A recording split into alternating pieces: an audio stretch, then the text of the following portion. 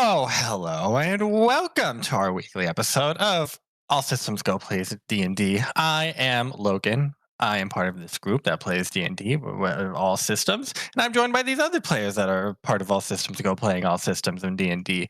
Well, go ahead and introduce yourself, other people are part of All Systems Go playing D&D. Hi, I'm Connor. I'm part of All Systems Go playing D&D. You don't usually see me, not these days, but sometimes I make a rare comeback and it's pretty great. I play Sophron when we're playing D&D, and he is a D&D 5th edition 2024 rules update barbarian who also happens to be an Odyssey of the Dragonlords book written 2026 update. Oh yes, Revision. 2026 update. Yes, that now. Yes. Yeah, perfect. Can't forget.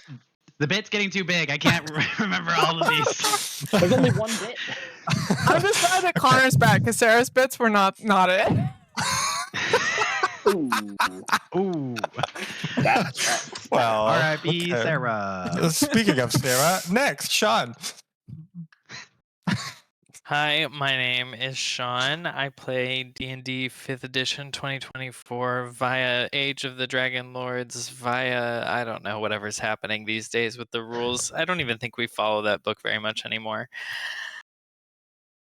My character is Aeneas. He's a druid. That's all that's important. Is he a D&D 5th edition 2024 druid? He is. He is a menagerie of D&D editions. Thrown into a brambly pot.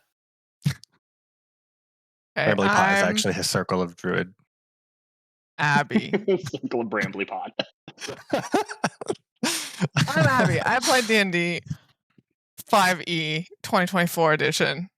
My character's Elegy. She's a warrior of mercy, which was not an option in D&D 5e old edition, only in 2024 edition. That's true.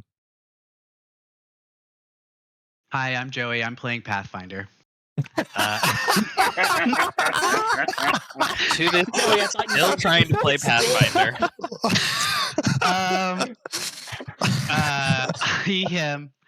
I play Kyriakos, demi-god sorcerer. And man, I just really want to use a multi-action all the time. But that's okay. That's okay. Good, very good. And I am 2026 edition Logan. We will start tonight, as we start every night, with a vignette. I'll set the scene. Well, it will become very quickly obvious who is in this vignette with me. So, we are in Mytros. It is late at night. We see a small-ish boy crouching, sitting solemnly, maybe on the top of a roof in a slummy part of town. He's next to a bunch of crumpled up pieces of paper, and he's just sort of staring out at the Mytros night. Maybe there's an occasional tear running down his very dewy face, and his hair is perfectly coiffed, even when he's sad. What's going through Kai's mind right now? Where's he at? Yeah, little Kyriakos is in Stygian Row. Rebecca has taken him in after that fateful party, and he left the guardianship of Tehran when he overheard Tehran basically just saying he doesn't give a shit about Kyriakos, and he was just using him to try to get to Valis, and that wasn't working. So Kyriakos ran away, lived on the streets for a couple nights, probably did some things, ate some things, slept under some stoops that he shouldn't have, and then the wonderful, warm Rebecca brought him in. And since then, he's been just drafting letters left and right, just trying to, just to his friends, to his classmates, to his former nannies, though he maybe can't remember all their names, to these families that he was thrown among, guardianship to guardianship to guardianship. And then finally, he tried his aunt, Valis. And nothing has come back. No one has responded. And I think Kyriakos, though he is who he is, and his hair is beautifully coiffed and his face is beautifully dewy, like the guards still don't let him in. They don't know who he is yet. Kyriakos hasn't yet earned his reputation in the city of Mitros. Yes, and we'll say maybe your recent letter to Valis has somehow been intercepted and it was published among the court. And it's sort of like the new humorous topic that people are gossiping about in court, which is not a pleasant feeling for Kai. And that is where we find him, up on the roof, alone. You've been up here for some amount of time. And you're just sort of sitting and watching. And then you just feel a presence next to you. You don't look up, but you just feel someone sit down sort of near you. And they go, "Tell me something, son of Apuliana. When people look at you, what do they see? A prize? A ticket? A god? Do they see you? More importantly, have you ever truly let them?" And you maybe glance over at this point, and you see a woman who you have never seen before, and just like sitting next to you up on this roof. You don't know how she got up here. You didn't really hear her. She just started speaking next to you. I think when Kai initially heard this woman sit next to him or approach, he's a little taken aback, and so maybe he's uses the small amount of magic he has at this point in his youth, and maybe the woman would see that the letter he's incinerating in his hands is like Pythor, but then it's like scratched out. It's like father. It's scratched out. It's like Astoria ? But that just all goes up in flame. Kai's like running out of people to reach out to. He'll just like be really startled, pull away from her. He hasn't had really good interactions with adults since being on the street. Who are you? What do you want? And maybe like electricity is crackling through his hair. Maybe she'll like gesture at she completely ignores your question. She gestures at the like page that you currently have, and then maybe a couple of the other pages that are crumpled up around you, and she says, "Interesting how you are surrounded by people, priests, heroes, kings, gods." She like gestures at the one you're holding. "Sycophants, followers. Every one of them, give or take a few, want something of you. They want your name. Recently, they want your humiliation to talk about. They want the son of the god of war standing beside them. This much is true. But tell me, when was the last time someone tried to get to know you? When was the last time you allowed that? Can you think of a single example?" That's not really how you earn currency at court. I don't know. I don't know if I've ever done that. I don't think you have. And I think that brings you comfort. And it excuses you from trying to be honest. And it excuses you from risking disappointment. What's that letter? Oh, Kai's singeing it. Kai's crisping it. Oh, yeah, she's not asking for it. She's just asking you what it is. It's a shopping list. I need new silks. There's that honesty again. Yeah, there's that honesty again. Here's a question for you. Are you lonely? No. I have many governesses and guardians, and I'm very popular, I'll have you know. That's not what I asked. I asked if you were lonely. How can I be lonely if I'm popular? Everyone wants to be me. Everyone wants to hang out with me. That second one is true. Everyone does want to hang out with the idea of you. Name one of your friends at court. Do they know your mother's name, son of Apuliana? Have they asked about her? No. And so I pose the question again. Are you lonely? Do you even know what loneliness is? People think loneliness is abandonment, that it begins when your mother is taken away from you in a freak dragon accident, or when your father is beyond all measure abandoning you again and again. But no, that is grief. That is loss. Loneliness is something quieter. It begins when you stop believing connection is possible. When you let the world define who you are, that you stop speaking for yourself. Is that you, Kyriakos? Gee whiz, ma'am, I'm 12. She's sort of like just waxing poetic at you. She says, I think you are lonely, if I had to say so myself. I don't know. I've not been taught what that feels like yet.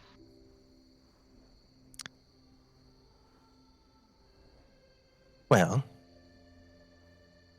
a curious thing has found its way to me. She holds up a piece of paper. She says, it was meant for no one in particular. Just anyone willing to answer. She holds it out to you. Guy takes it.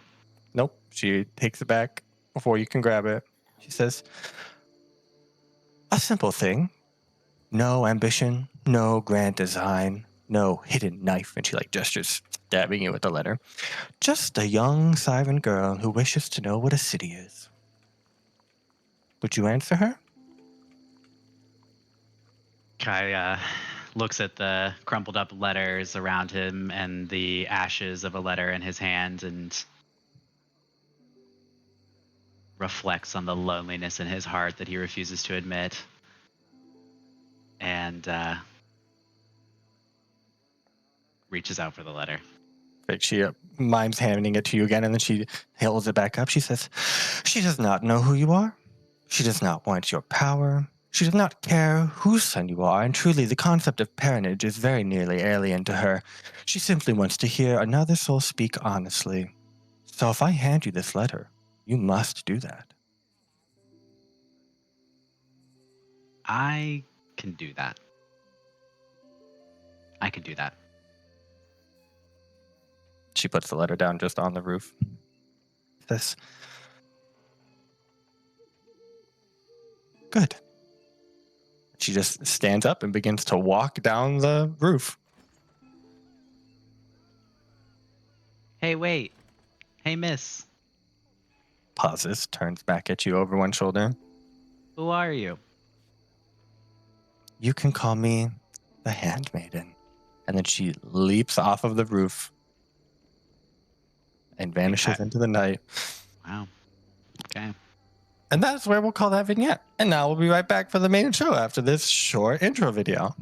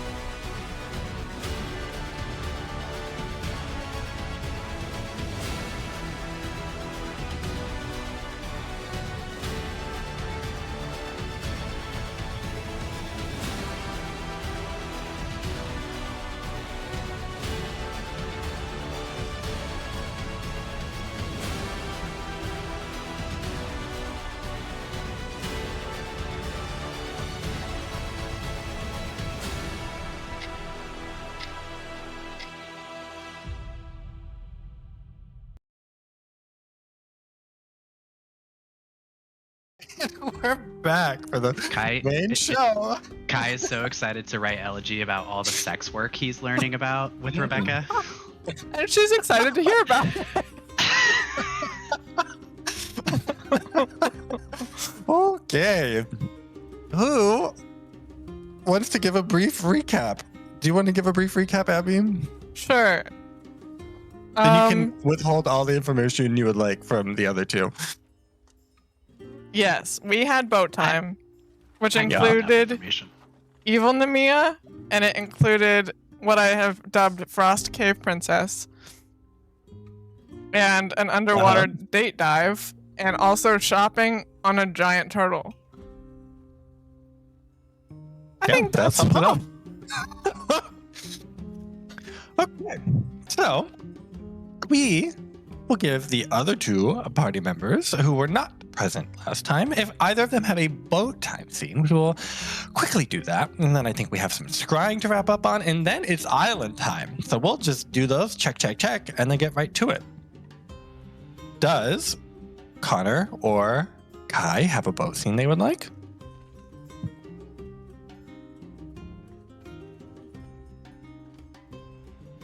Yeah. You're gesturing like you want to go, Joey. Connor, do you want to go? No, you go first. Okay. I guess Joey doesn't know who the handmaiden is, so that's fine. Chat knows more than me. That's chill. But instead of trying to ask Pythor about that, I want to talk to our Smithy friend. Has that happened yet? Nope. Ah, shit. Yeah, no one's acknowledged him really. I'm trying to.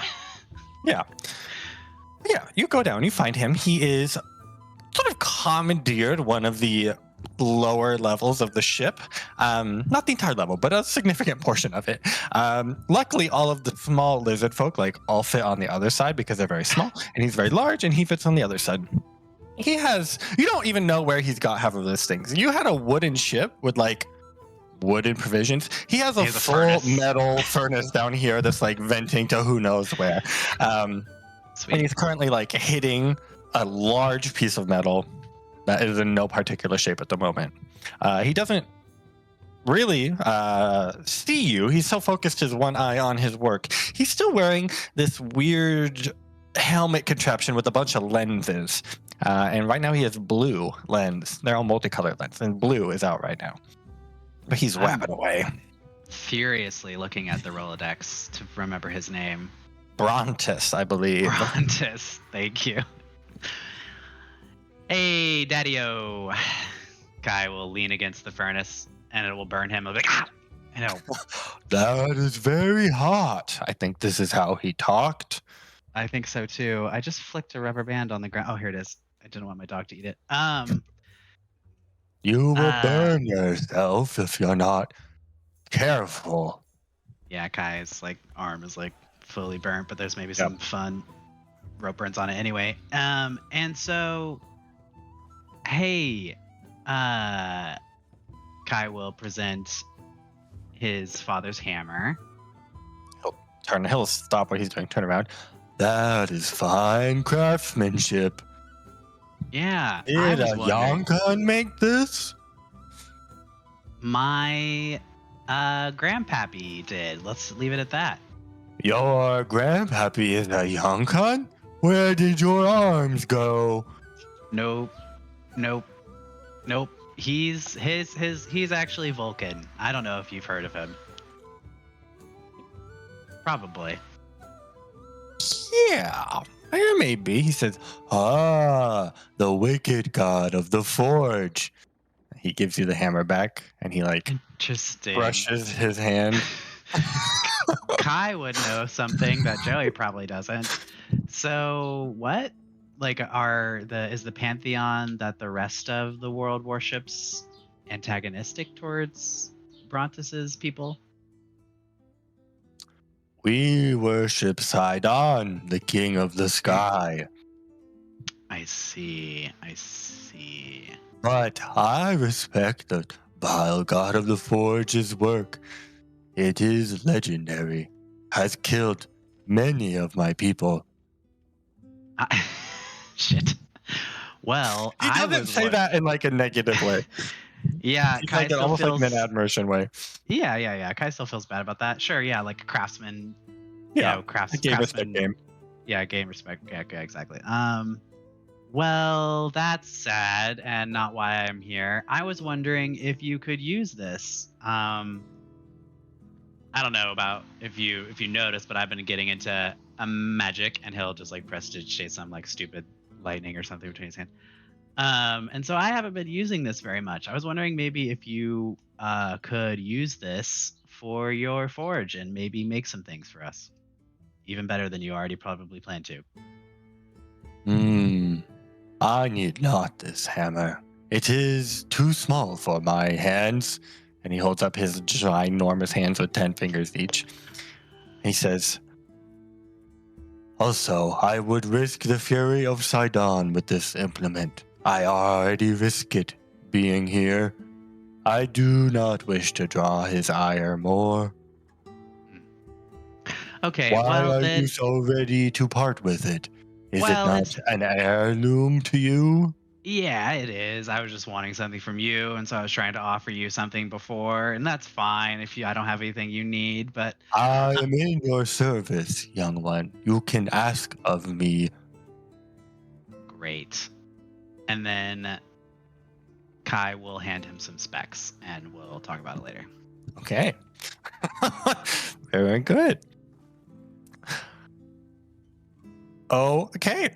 Sophron, did you have a scene? Not really a scene so much as Sophron comes out of some delirium. We'll call it some uncertainty. Yeah. You wake up one morning, you cough up a single worm. Yep. I'm gonna go find Elegy. Yeah.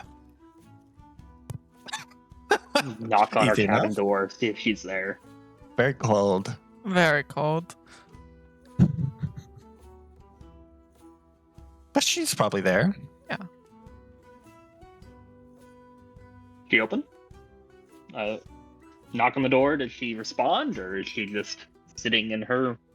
I guess She cold room? responds. Hello. Who is it? It's Sophron. Do you have a moment? Yeah, you can come in. It's just cold. I open the door. What? Why is it so cold? I have this egg. I have to make it cold. There's a block of ice in the middle of the room. Where did you get the ice from? Aeneas made ice, and now I'm keeping the ice colder than the normal temperature. So it Shut melts the door real slower. quick. Yeah. What? How are you keeping it colder? Do you want me to use it on you? She reaches out and her hands are all frosty. You probably don't want that though. What is? I don't think I understand. I told Aeneas I used to be able to make cold, and now I just make cold, but with my emotions. But it's not as cold as it used to be. I think it's interesting that Mitros gave you this gift of warmth, Mm-hmm. and you have to freeze this egg, as it were. She gave me warm and also cold. Didn't know dichotomy was her thing. I think it might be my thing. She's catering to you specifically? Interesting. Well, the reason I came in here, I just wanted to ask for your forgiveness. I haven't felt quite like myself lately. The incident with Titan's Bane and on the island has left me feeling like I'm not quite myself, and I apologize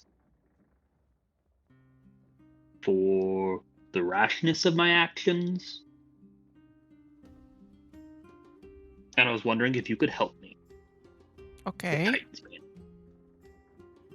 I I'm can try. I'm worried that I've done some serious harm to Kyra. Yes.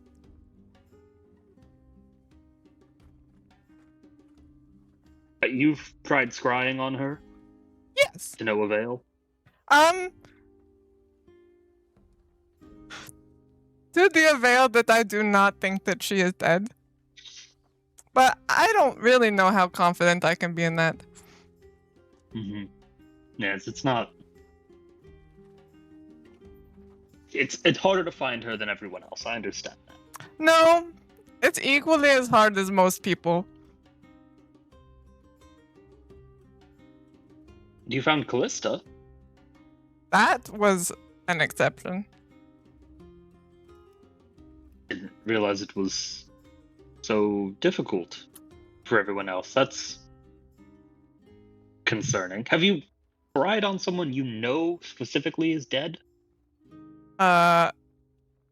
No? But I'm pretty sure that Kai's mom is dead, and we tried on her. And your result was different from when you scryed on Kyra. Yes. Interesting. Your scrying, does it allow you to communicate in any way, or Nope. is this just observation? I can Bad. hear their thoughts sometimes.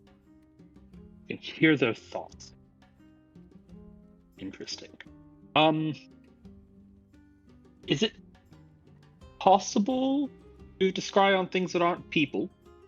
I can scry on a place. Like I scried. This might be interesting to you. I scried on Esmeralda's office that you met her in that one time, and oh, she is scary, lady. What? How so? What do you mean? Well, there was like a guy, and maybe he was like about tax. I don't know about taxes, Sophron. Like the fundamental concept, or something specific with Mitros's tax code? All of the above. But I was not really focused on the details. But she broke his wrist and then healed it wrong, which is not very nice. Certainly doesn't seem like a tax issue. That seems like something else is happening there. I think taxes were involved. Well, this is taxes being paid to or from the bank? I really cannot remember. And this man was not a druid? No, not a druid. He was like some Nope. city guy. Some city guy. One of Valus's people? I could not tell you. Interesting. They kind of Okay, all look the well- same, Sophron. But, so places. But not really, like, I could not scry on a thing. Unless that thing is in the same place. Mm-hmm. Well, I don't know. Is there some place Kyra might be that we could investigate? I was hoping maybe you could scry on one of her things, but See, I That's not don't. I think if I can't find her, then her place also is not reachable. okay, someone she might be with, you could scry on them. Who would she she be? have gone I mean, to see Valus or maybe Vulcan? I don't think she's with them. I really think I've done something horrible here. Maybe. I don't know what to do with this sword. Is your sword still don't leaking red? Pull it out, look at it. It's not leaking, but like the diamond It pulses. blade of it does pulse red with a regular rhythm, like a steady rhythm. I Is it really this- don't like what this has done. Is it the same rhythm it's always been? Yeah, So- and it's not like it's very regular. Okay. It's more like a beat. But it's not. rather It than a hasn't rhythm. sped up or slowed down. Mm-mm. Make Can I do an anything to make it speed make up an and slow down? investigation check. And then you can concentrate on that. Can I argue for performance because it's a rhythm-based thing. Yes. Nice. It doesn't matter. 14. Yeah. It is a regular beat, and you recognize beat. And this is like a... Now we're really stretching Logan's musical terms. It's like a 5/4. What? 5/4 time. 5/4 time. It's 5/4 time. Like, there's some of them are stronger? No, but the beat is it happens every a fifth of the time. Oh, okay. And you were trying to get it to speed up. Make a charisma check. All right, that's going to go really well. I want to do two things. I want to make a charisma check to just like suss out its vibe, and then can I maybe make an intimidation check to see if it responds to my emotions and like, I'm angry. What does it do? Sure. Make a charisma. I guess that's more of like an insight to suss out vibes. What do you mean? You first you said charisma. Now you want me to roll insight instead, and then I'll you've roll changed my mind. Okay, insight first. Correct. Whoa. Yeah. Ooh. The sword is very dispassionate. Like it does not, like it certainly has motivations, but like it doesn't really have goals. And that slight difference, it doesn't like get angry or anything like that. The speed, like you're trying to remember like when you were doing things with the sword, if that changed the speed, and it does not seem to. It seems very independent of whatever is happening with the sword versus the colors.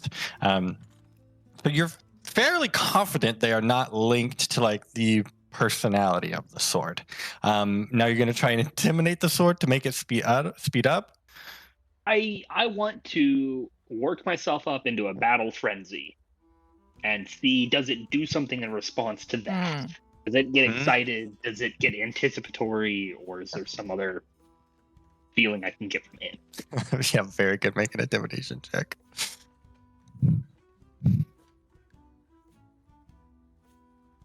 And that is actually a... Oh, close that pop-up.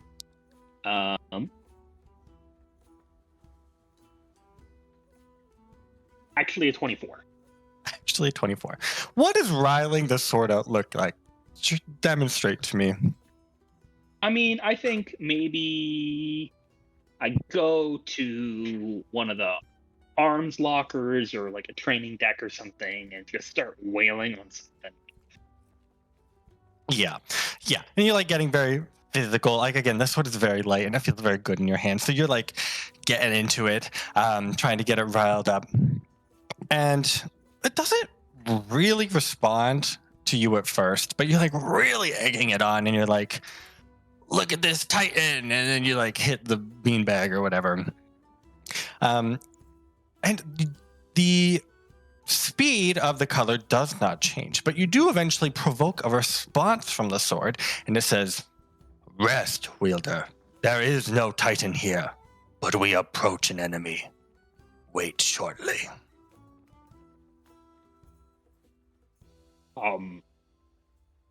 Elaborate, please. Is it?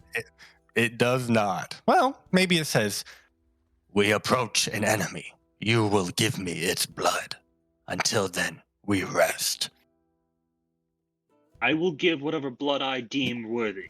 I'm not giving you whatever blood you claim to deserve. You tell it, lecture Sophron. the sword, and the sword does not respond. I don't like that. I turned to Elegy and like, could you hear it? It was just me, right? Nope. You couldn't hear it say that. Okay. Well, apparently there's a bad guy coming. There's always bad guys. I don't know.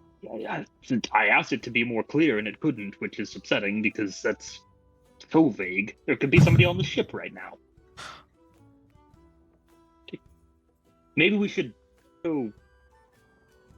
hoist the mainsails and give the crow's deck. What? Look out or something. I don't know. Okay. Well, do you want me to try to scry on Kyra again? Maybe something's changed. I mean, you could. I bet nothing's changed. But if it will make you feel better, I will. Well, I don't know that the act of scrying will make me feel better, but your consideration is valued. Okay. I'll do it. Okay, scrying time. That was such a nice segue. Okay, so you scry on what? Kyra. You hold up the little scope, as you always do, and you look through it at Sophron, and you focus, and you cast the spell, and you feel it begin, and then it slips away, much like last time. Nope, it's the same. Well, that's better than it could have been, I suppose. Maybe. Okay, Sophron, you have to be the person for my other one too. Well, what? What does that mean? You want to scry on me? Well, I know Kyra really well, but if I don't know somebody really well, I get somebody to act like that person. And that definitely helps. So do you want to be believe you, but I'll oblige you. Aeneas' dad or Gaius' dragon? Those are your choices. What?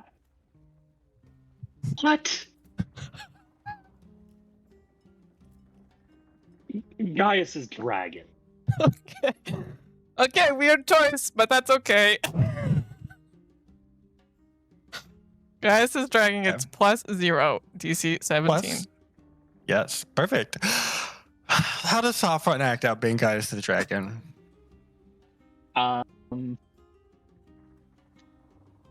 What do you have to like enact what they're doing right now, Nope. or what?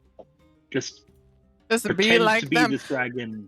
You can hold this ice egg if that would help you get into the silver dragon vibes. Oh, but we think he's a fake silver dragon. I don't think that would be particularly. Don't think it's fake. I think it's just young. But it's the artificial with the potion. Does that make it a fake dragon if it's been on steroids? I mean, It's not natty. that's. Thank you, voice from beyond. It's not natty. Okay. Be a fake dragon then. Sophron will find somewhere to sit and Mhm. lounge and look pompous. That's check. Okay, perfect. You, Elegy, bring out the little scope, and you're looking at the lounging Sophron holding a dragon egg, and you cast the spell. And this time you feel it stick. And it does work. And suddenly you're looking through and you are in this place. And this place is high up in the sky. And you're falling very fast, dive bombing this dark shape in the ocean. You hit the water. And then the dragon comes up out of the water holding a screaming dolphin in its mouth as it bites it in half, throws half of it in the air, freezes it with a ray of frost, and then swallows it in frozen bites. And then it ascends back up into the sky. You get its surface thoughts, is that correct? Are you doing that? Yeah, I might as well. I think. Yeah. Okay. It's flying up. The dolphin surface thoughts?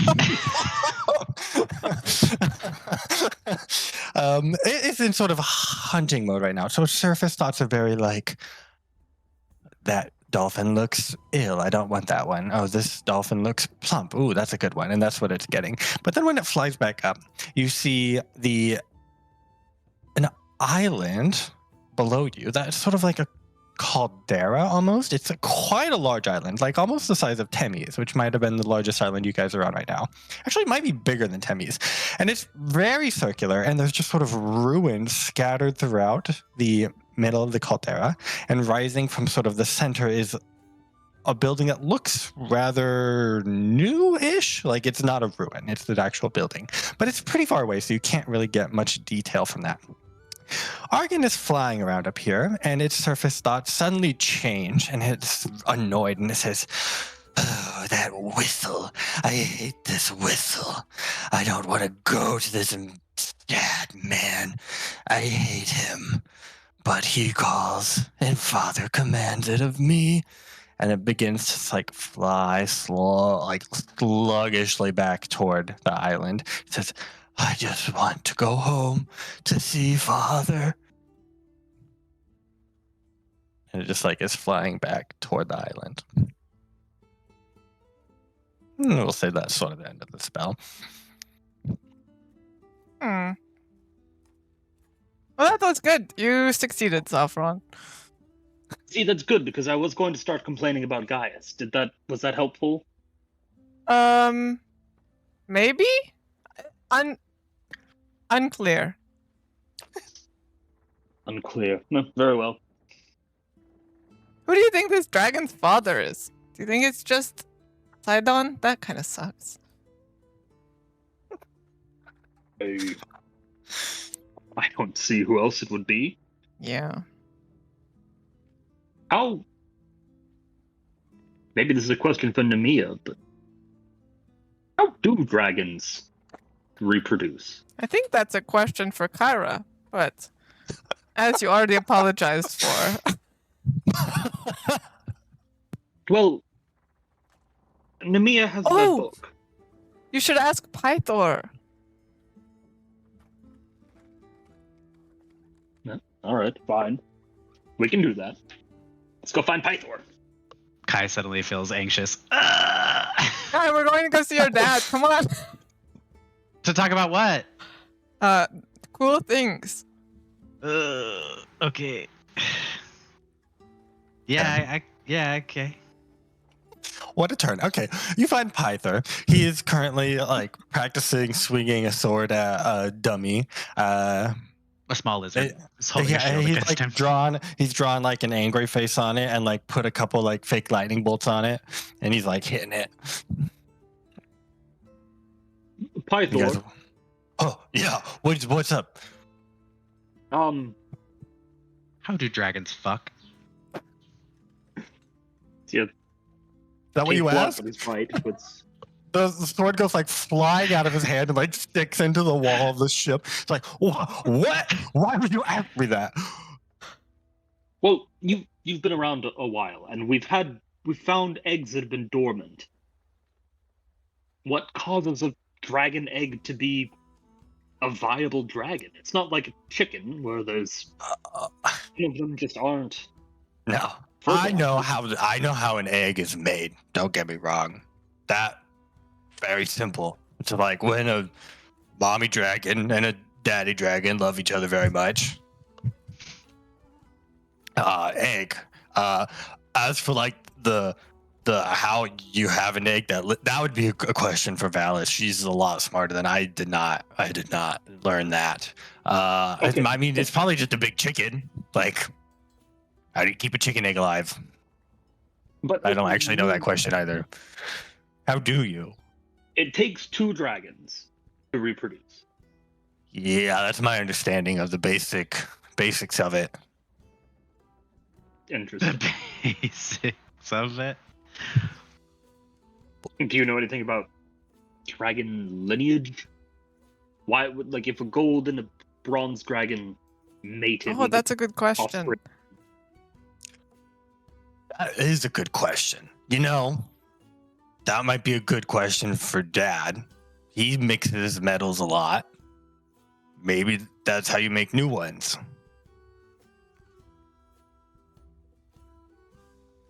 I don't know if anyone's ever asked that question before. That's crazy. Acastus might know. He has a breeding program, apparently. I think I don't believe that. just got his eggs from Sidon, right? That's what I've been assuming. Yeah, but he's greedy as fuck. Surely he's trying to get more. Yeah, maybe. Well, maybe he knows how the biology works. Yeah, let's ask him next time we see him. I could bring him here.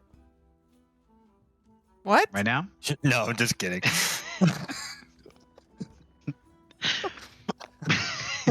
Oh, we could go Okay. there. Nemea and I Mimom's bought could this actually really use. cool helmet.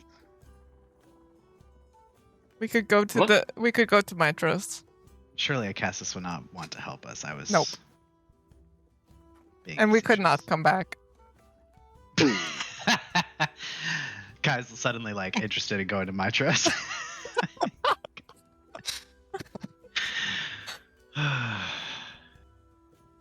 I left a boy in a shadow. I don't know what happened. Do we I just, know? Go Can we ahead. get a message back to Valus? Ask a question and get a response. Can we send Memnon? Yeah, that creepy little dude. Yeah, he could probably fly there. He could It's also per- maybe look for Kyra. That's an open-ended task that I think robots might not be suited for. Well, just along the way if he sees her. Sure. Okay. I'll go get a punch card and program Memnon to take this letter to Valus, bring back Valus's response. Also, if you see Kyra, let her know we're on the boat and she needs to come back. Perfect. And you go to his box and you open it and he says, Sophron, as big as always. I see you are here. Do you have an item for me that you would like to retrieve? I just hand him a piece of parchment, more of a delivery, and then you bring a response. But here's a card with some holes in it. You just do what that says, and then you'll be on your way. I see. You have written down plain instructions, as if I am not smart enough to understand complex ones. Ha ha, you are so funny. I will do this right away. And he just starts spinning and flies up into the air, and then flies off into the sky. Thanks, buddy. That he needed a punch card to do his job? If you don't write it down, you might forget. I don't know. I don't think he can forget things. Would you rather him get lost in Mitros on some Yes. quest to find Kyra because he got distracted by something that I told him? No, I gave him specific instructions, and he can just follow those. It'll be fine. Okay. I think you might be thinking of us, not the robot. That's true. The rest of you have dulled my senses, so... Huh. Okay. Perfect. Are we Well, I done think talking to my dad? I think so. I think that was all about time, unless anyone has any last request. There's only one of two scryings. Two What? of three scryings. Yeah, the other one was the Esmeralda office. Mm-hmm. Oh. Kai is I gonna see the champion of the laurels of champions, rather, just sitting around, not being attuned to anyone, and is gonna wonder out loud if he can use that. I don't even know whose that is. I think Connor initially had it, but like it's not. No one's using it. And Those Kai aren't the is ones that everybody got? A little Champions unequipped. laurels. I think you were the champion, weren't you? I don't Or think something. I was. I think. I don't know. I think you don't were remember. That was attuned such to a- that for a Yeah. little bit, but you're definitely not anymore. So I don't know that I ever was. I'm trying to open it Oh. up, but we're dealing Okay, with a great Well, internet situation right now. that's fine. You can just pretend that you're well tuned to it, and then if it comes up, you are. That's like Schrodinger's champion laurels right now. Well, Kai wants to be, but that's okay. Perfect. Okay. Well, we're gonna move on then, and then you can just save up your boat time for next time.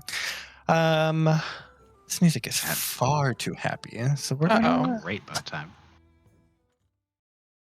I don't even remember what this one. I think this is just a nondescript storm. Okay. The island you're taking us to? I don't even remember this one. Okay, so you guys are close to the island associated with the constellation of the Bard. You are traveling to these islands fairly quick at this point. You have a good routine worked down. You have an excursion onto an island. You deal with whatever relaxing challenges are there, and then you come back and you have a day, maybe two, to recuperate before, again, on to the next one. And it's a well-oiled machine at this point. So you know you should be approaching the island pretty quick here. It starts to get dark and cloudy as the day goes on, and a little bit unnaturally so. Like, it's almost like it's late evening stormy weather rather than like mid-afternoon stormy weather. But it's not like a giant cloud has blotted out the sky or anything like that. It's just a little more dark than you would expect. It begins to rain quite a bit, and you don't have that much visibility off of the boat. But you begin to see a shape in sort of the distance, and one of the crow's nest people calls out like land ahead, and everyone begins to do that rigmarole of parking the Ultros and getting the boat ready for you all to go, because most of the time you cannot get the Ultros close to these islands because they are surrounded by reefs and a number of things. When you get onto your little rowboat and you just sort of rowing away, the rain lightens a little bit, and this dark form that is the island, that you were assuming was the island, begins to take shape, and you can see it a little better. It is indeed an island, or it is stone rising out of the ocean, and it is nearly barren. There's some tufts of like some sparse brown dead vegetation. The whole thing looks wet, slick, like nothing is living here. It is weathered, but it doesn't really look natural, and that is because the entire island is sort of shaped like a giant torso, sort of like leaning off to one side. You can see this like stone head, and it comes down into a stone torso. You maybe see one arm sort of perched irregularly. There's sort of caves scattered throughout this, and it is truly unlike anything that you have seen. There's not really a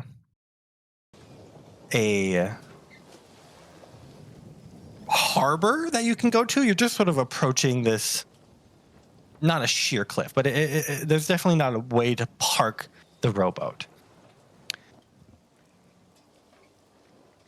You keep using that word park in relation to boat. That's how boats work. Yeah. Mm-hmm. While you all are taking this in, Sophron, you again hear the voice in your head, and it says, "We approach the enemy now. Be on your guard."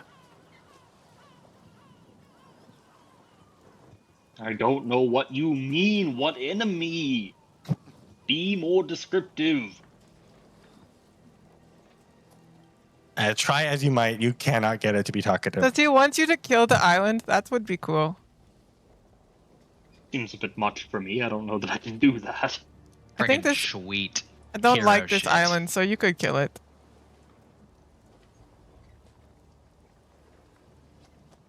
Well. Okay. Sean, you came off mute. Wow, way to call me out. I thought because you wanted to talk, I was trying to make space. Aeneas was just gonna comment on the whole killing islands thing. I don't think he can kill an island. I think he can just destroy it. You can't see this island. I think if you could kill any island, it would be this island. Kai will It's really ominous. It makes push no Aeneas sense. and be like, go back on mute.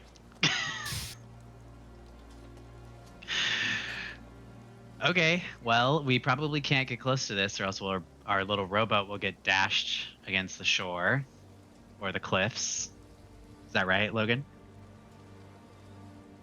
Yeah, parked against the cliff would be difficult, but you could park near the cliff and maybe like swim a little ways.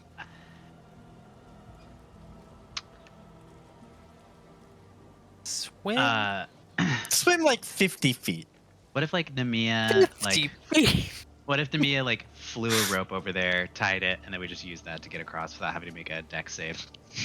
Nemea. Sorry, Elegy. Yep. Yeah, that's doable. It's not necessarily going to be dangerous to swim the 50 feet, but yeah, you can, if Elegy wants to fly a rope over, and then you guys can use it to sort of get your way over. Also, you could use it to tie the boat into park so that it doesn't drive away. If you all can't swim 50 feet, we're going to be really screwed when we go find an underwater city. So you got to get it together. Guys, when did we ever say we were going to an underwater city?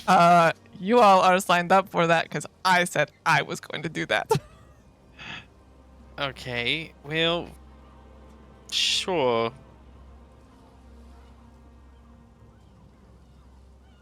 I was like, I'm a city kid. I've never swam in my life. I mean, I could turn us all into fish, but it seems like a waste. I do not want to be a fish. I just got rid of the fish smell. You don't necessarily have a choice. I can't follow him now.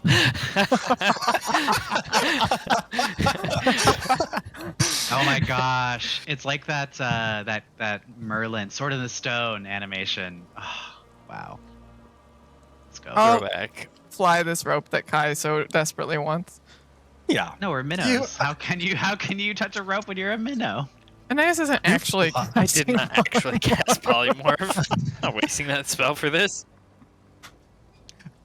Elegy flies the rope over, and people start sort of ferrying themselves across.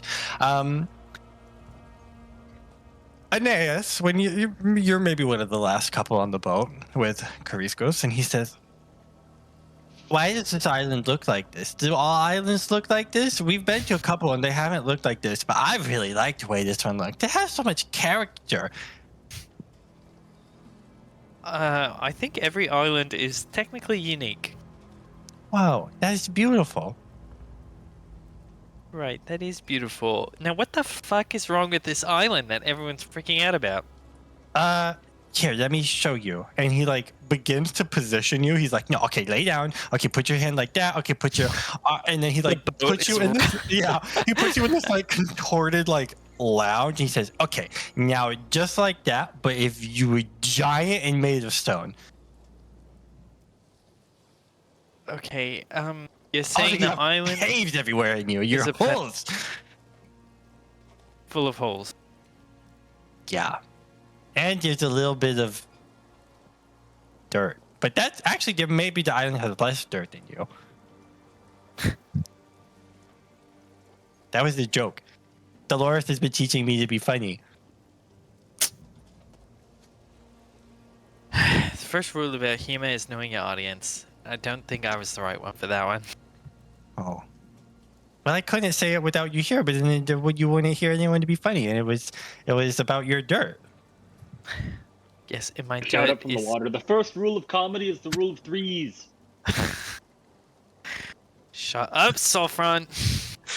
He needs to be better. What's the rule of threes? You do a thing twice, and then the third one is when you subvert their expectations. Okay, I got it. Okay, the island has less dirt than you. That was number 2. And the island is stone, and you're not.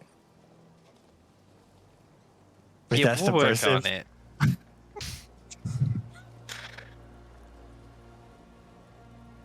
Why don't you go fly over with Elegy then? Good, because I can't swim, so I'm not touching that gross stuff. And he flies over to the island. Definitely think you can swim. Can't swim. And you shimmy your way across, and you all get to the sort of maybe around back of this island. And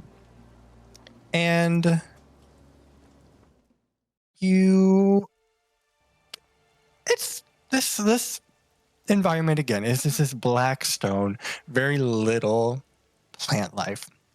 The area that you've come ashore has a bunch of tide pools of varying depths. Some of them look like they just go way down, like almost like a hole in the island, and you can't really see the bottom. Others are very shallow. There's this sort of pure white coral growing in all of them that doesn't really look like coral. It looks like bleached coral. Like, it doesn't really look alive, but it's faintly glowing, which is a little bit ominous. It's still just a light drizzle at this point. You have not seen really any signs of life on this island. You haven't seen really any signs of past life on this island. It seems as if you're entirely alone.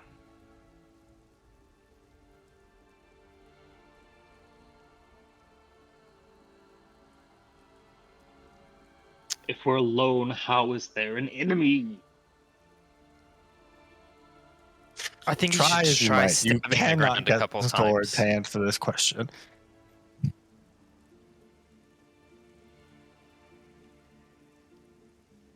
Sophron's really grumpy. Just go stab the stone, like Aeneas said. Did Kyra's weird lesson help us at all in this case? Something about a sister being jealous and blah blah blah, and fate. She fails horribly, blah blah blah. No, the story was like she got what she asked for, but it wasn't really what she wanted. This island's a lady? Yeah, fails No. horribly. Do islands have gender? Kai motions to a rock that he thinks looks like a big giant dick. I think this one does.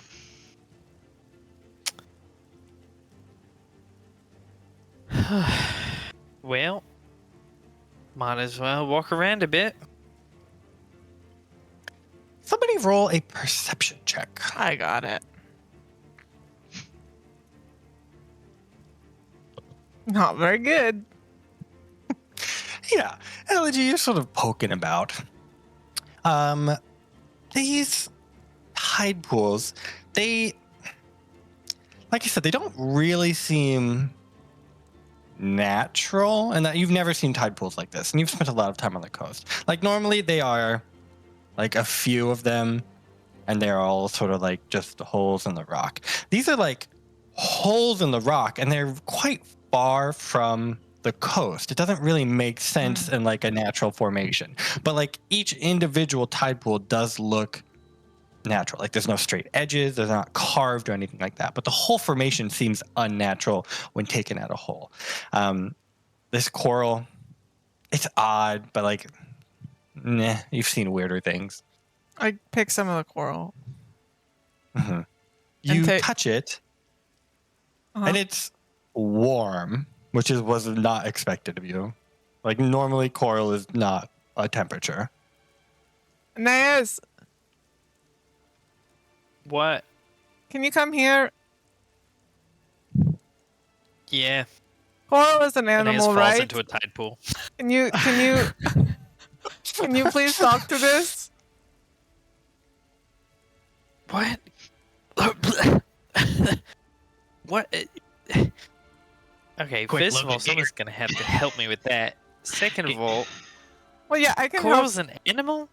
Get your coral voice. Yeah, Logan. it's an animal. Ready. Coral is a plant if you've ever seen one. Coral is definitely a plant. Okay, well, you Or a can talk to rock. plants also. Or a rock. Yeah, that's true. It's definitely a rock. Whether it's an animal or a plant, you could talk to it. Ooh, it is an animal. Not Just true. throwing that out there. Yeah, I know it's an animal. Yes. It's She's a not rock. wrong. It's a rock. My girl's a scientist. Coral is a rock. It just grows. Sean knows coral is an animal, but the idea of talking to a fucking piece of coral is insane. Yeah, I know, and that's why I said it. Please Fun. do it. I think it's fun. Make Logan do a coral voice. First of all, Kai it's will talk to- obviously not a creature. Kai's Second talking of to the all, coral. I can't just talk to plants whenever I want. That's like a specific spell that I have to have. Okay, well then prepared. touch it and maybe lick it. Lick it? What? Sometimes you lick things and then you say what they are. You could do That that is also, only too. metal because I have an incredibly good sense of taste when it comes to metal. You just said it might be ores? stone, and stone is basically metal. That's not true at all, actually. She's flying in all the rules of basic druidcraft. Like, she doesn't understand any of this. This is so wrong on so many levels that I do not have time to explain to you. Kai, are you getting anything from the coral? Yeah, Kai's totally just like giving this just full throat into the coral. Oh. Roll a nature check. Great. Anemone. Nature. -2. That Very good. Perfect. For the next, you deep throat this coral. For the next 10 or so minutes, you are poisoned, as this is not good coral. And it just sort of like your tongue goes numb, and like you're talking a little bit weird because you can't really move your tongue anymore. It's like Szechuan peppers. Exactly. Oh, it's But, like that's poison tea. Yeah. I'll just point out that even though I do stupid stuff, I am not the one who gets cursed ever. It's just Aeneas. It's not me. So maybe we should all be deep throating coral more often. You can keep going if you like. Nah, I'm good, thanks. You guys are having this little conversation and Hero science shit! experiment while you're doing hero shit.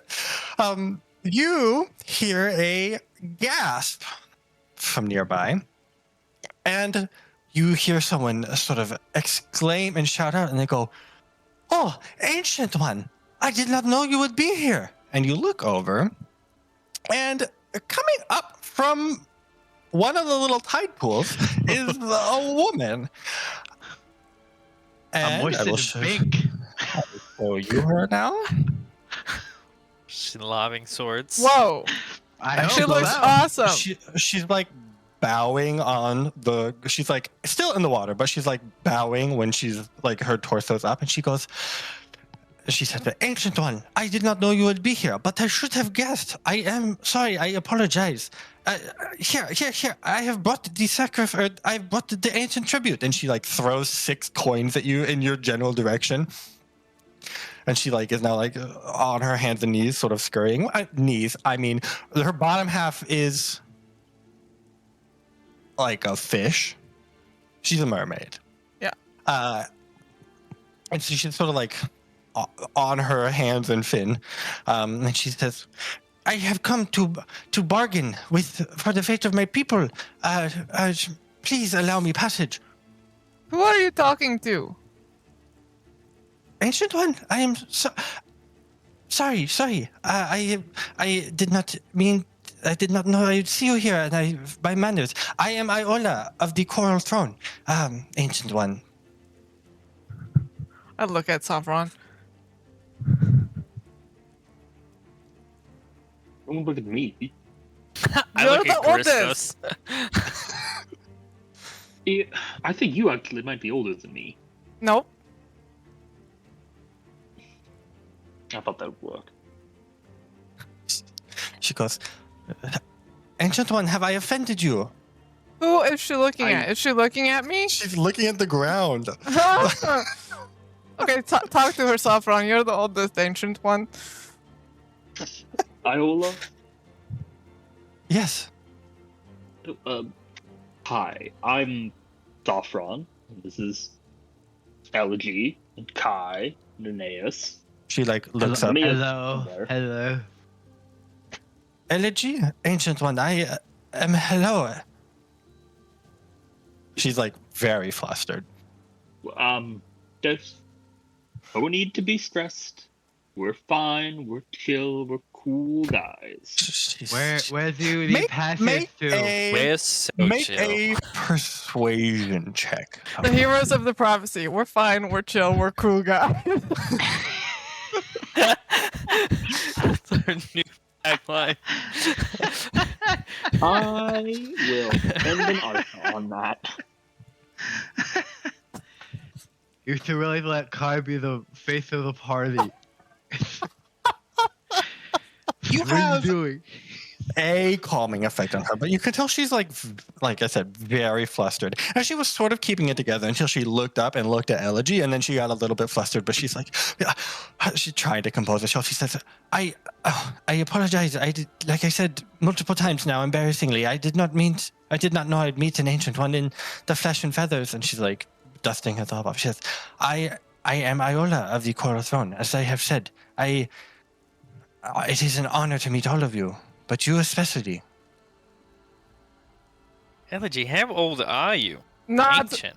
that old.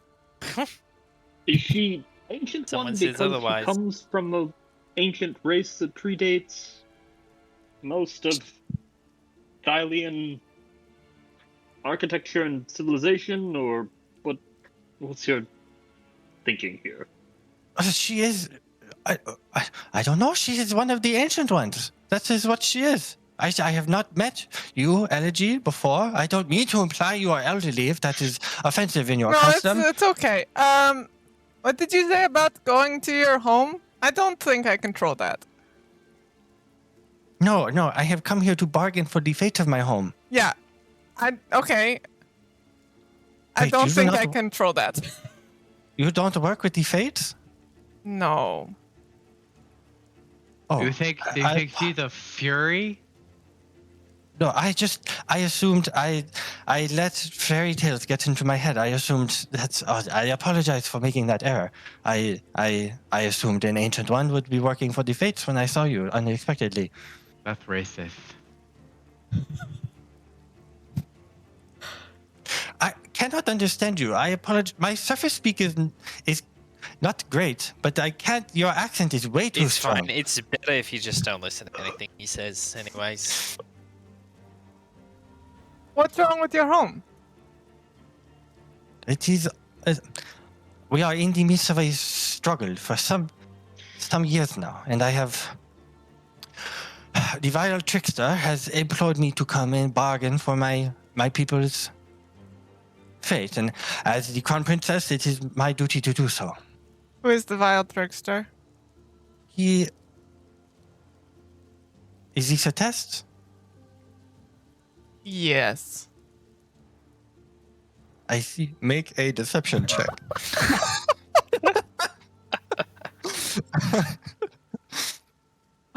14. 14, she says. She says, I see this test. This is just like the vile trickster to put a test for me like this. I shall play along, ancient one. Of course, you know the vile trickster, one of our gods, our shared heritage.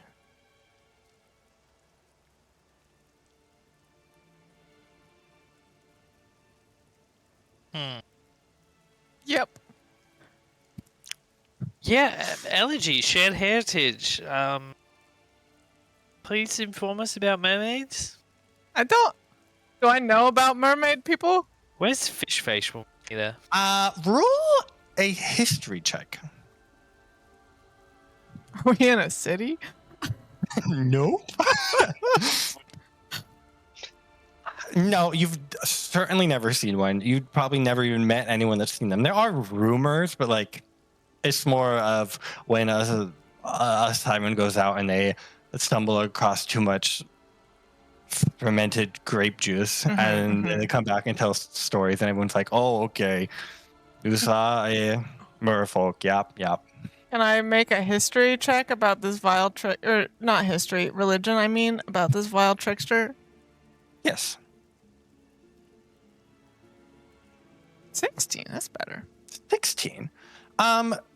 You have certainly never heard of a god called the Vile Trickster. Some of you have certainly called Kyra that under your breath before. But I mean, that is certainly not her title, and it would be very unusual for someone to refer to her as such. Did she But say that's, like, the she or closest. he when she gendered this person? She gendered the Vile She said Trickster he. male. Yeah. Yeah. Okay. But Lutheria. What's more tricksy than a dick,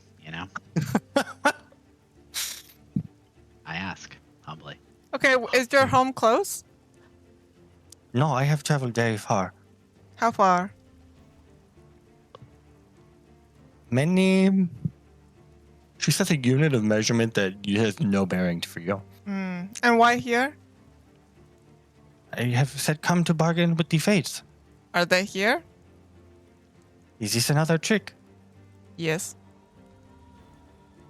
or another test? She says, yes, they are here. Have you come to bargain as well?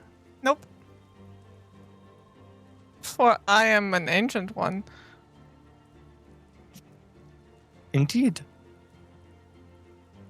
Well, I don't I think have come to bargain. that you should bargain with the fates. Now you are sounding like the vile trickster. No. I have my people's fate. It depends on it. Well, what if we come and help you? I don't think that is allowed. Why? And I don't think you would survive. Why not? We live deep underwater. You're in luck because I just bought 3 hats. She says, well, that's technical difficulties aside, it is forbidden. Oh. By the vile trickster?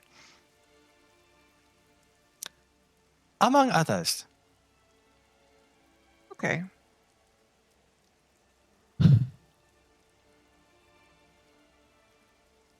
Well, do you want me to come with you to the fates? If you would like to escort me, I would not deny an ancient one. Your company is a gift. Okay. I'm always telling these people that, and they don't ever believe me. Why would the fates be on this island? And where? This is the island of the fates. No, this is the island of the Bard. It is the island associated with the constellation, the Bard. You are correct. And yet Kyra's not here for some reason.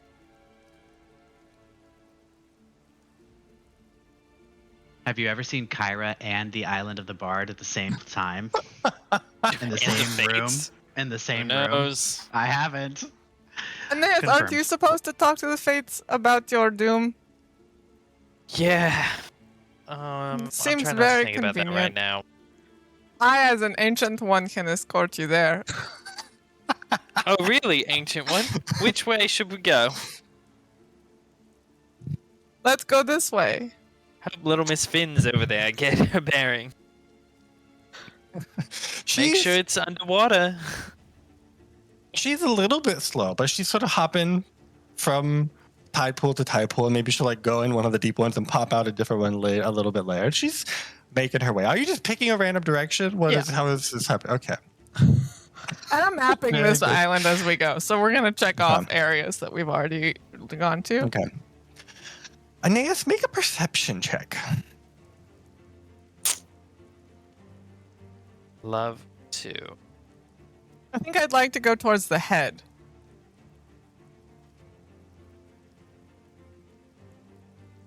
Aeneas, it is very subtle, but you've felt something weird the whole time you've been here.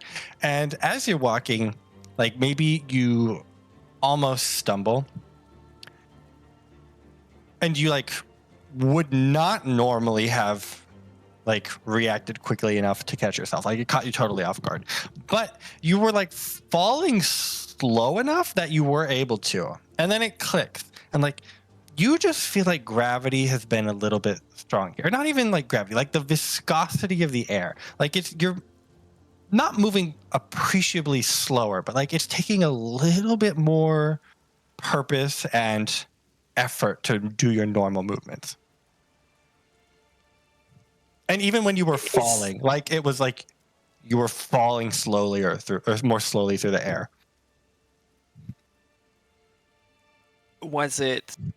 Does it seem to have stayed the same wherever we go, or does it seem to be changing?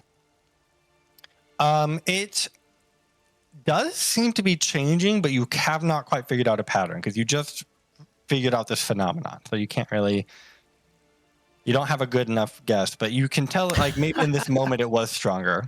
Okay, perfect. Without saying anything, Aeneas just like picks up a bunch of rocks. He like gets his shirt, like a little kid, and he like lifts it up, and he's got like a bunch of rocks in it, and he's still following Elegy every like 5 minutes or so. No, maybe not even 5 minutes. Like every minute or so, he like drops one rock. The rocks So like, fall at a normal speed every time. damn. That was not. It the answer I seems was to looking be for. you. Rude.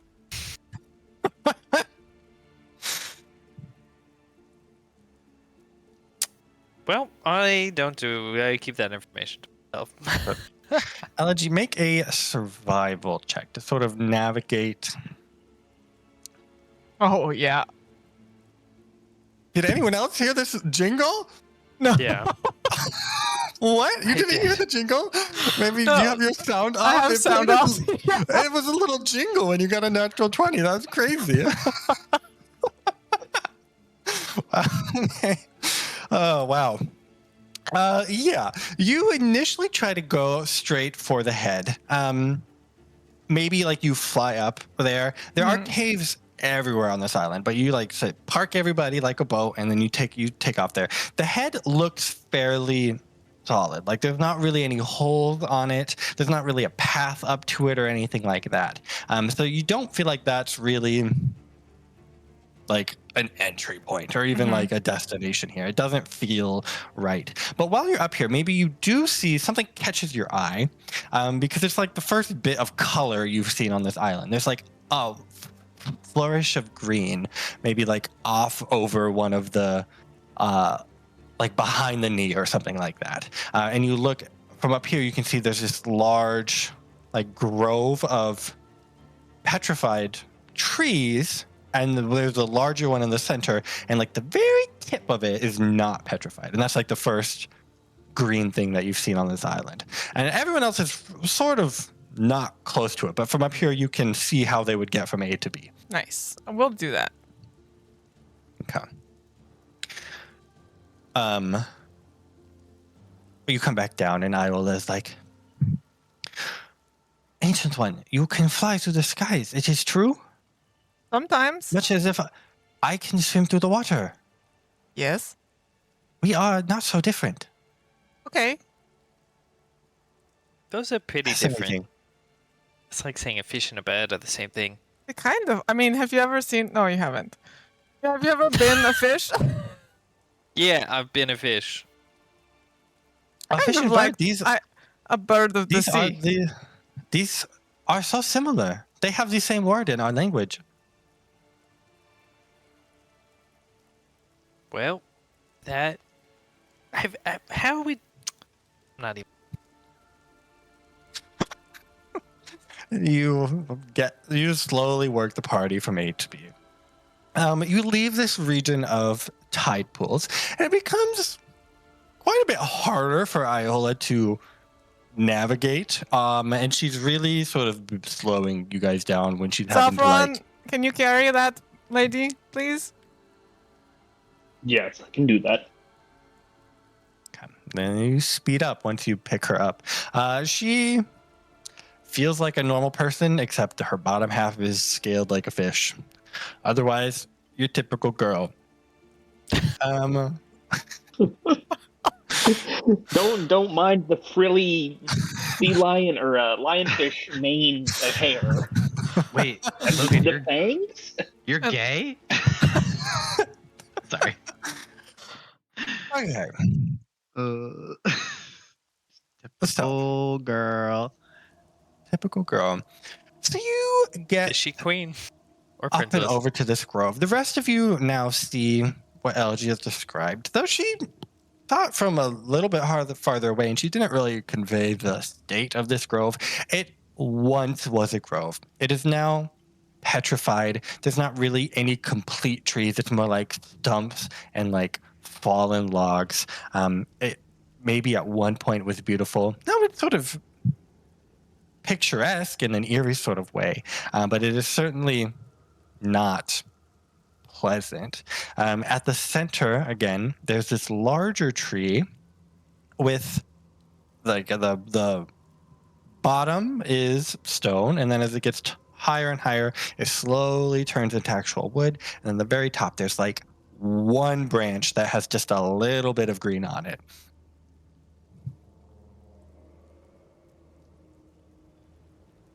There's not signs of life again. Does not look like anyone has been here in some time.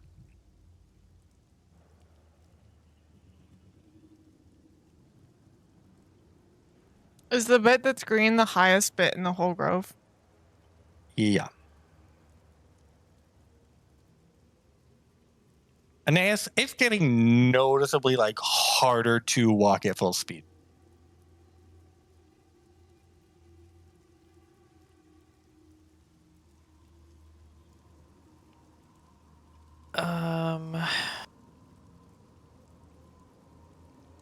Who's the most perceptive?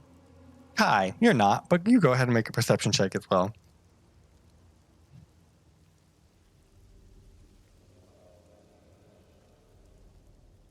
I'm pretty perceptive, thank you very much. Whoa. I heard the bell, the chime. The chime. You're walking and you're having to readjust your hair so often. It's like you're walking and this one strand of hair just keeps flying back as if it's like the air is pushing it back even though there's no wind. And it's really frustrating. And then you too go and you begin to feel the sensation of like, it's like you're like almost walking into a brisk breeze. Like it's just a little hard to move, but maybe you wouldn't have even noticed except for like maybe Aeneas trips again and like slowly like falls very slowly to the ground. Elegy and her wings must just be like the drag on those. But she has them tucked. Okay. Yeah, I don't think Kai's hair is ever not perfect. So no matter what it's blowing, it still looks good. Yeah, you're having to like readjust it. No, I think it readjusts itself. But that could be annoying too and noticeable. Does anyone have like pomade? Kai asked the party. Nemea has soap. No. There's no palm trees anywhere nearby. Why would we have pomade? Oh God, a bunch of fucking hicks in this party. I've got dirt. You want some dirt? Got good sticking power. Hey, it's getting hard to walk forward. There's a brisk breeze that's making it hard to move. Kai says. As he says that, maybe the rest of you unlikely. also the ones that have not independently discovered this, you see what he's talking about. It's still light enough that you would not have noticed without someone calling it out. Is it coming at like us like breaths, like waves? No, or is it's it pretty any direction you try and move in. It's truly like the air is thick. Oh, the air is okay. So it's not like if we were like to turn around, the wind would be behind our backs and we would move faster. I see. It's as if the air is trying to keep you stationary. Not like consciously, but like any movement. I think we should keep moving.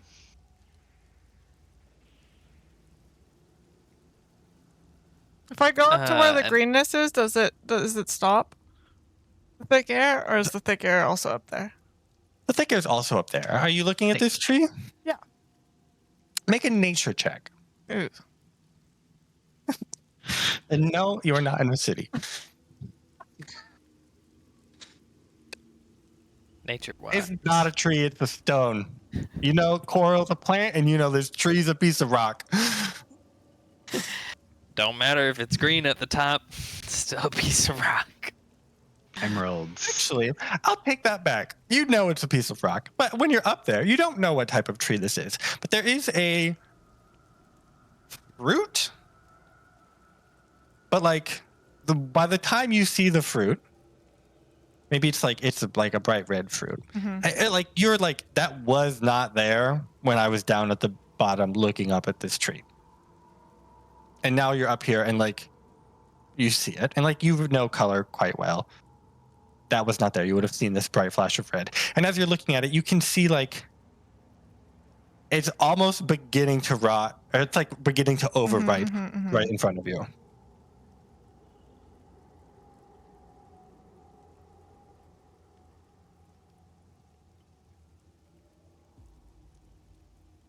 Sophron, you hear a voice in your head. You say, and it says, "This is it, the enemy. Let's strike now. Feed me its blood."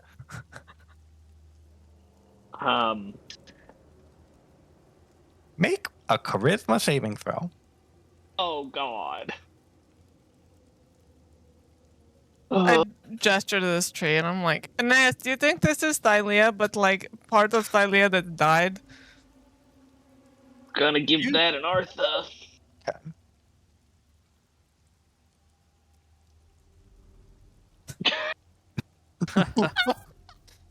Very good.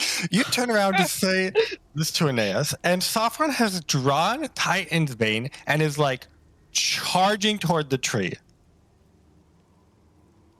Man, I don't know. I've not had a pot of. Wait, what the hell is Sophron doing? Yeah, you feel like stomp, stomp, stomp. Sophron moving through thick air with this giant If sword. you think it might be, you should stop that. I'll say you guys have maybe like one action before Sophron is at this tree.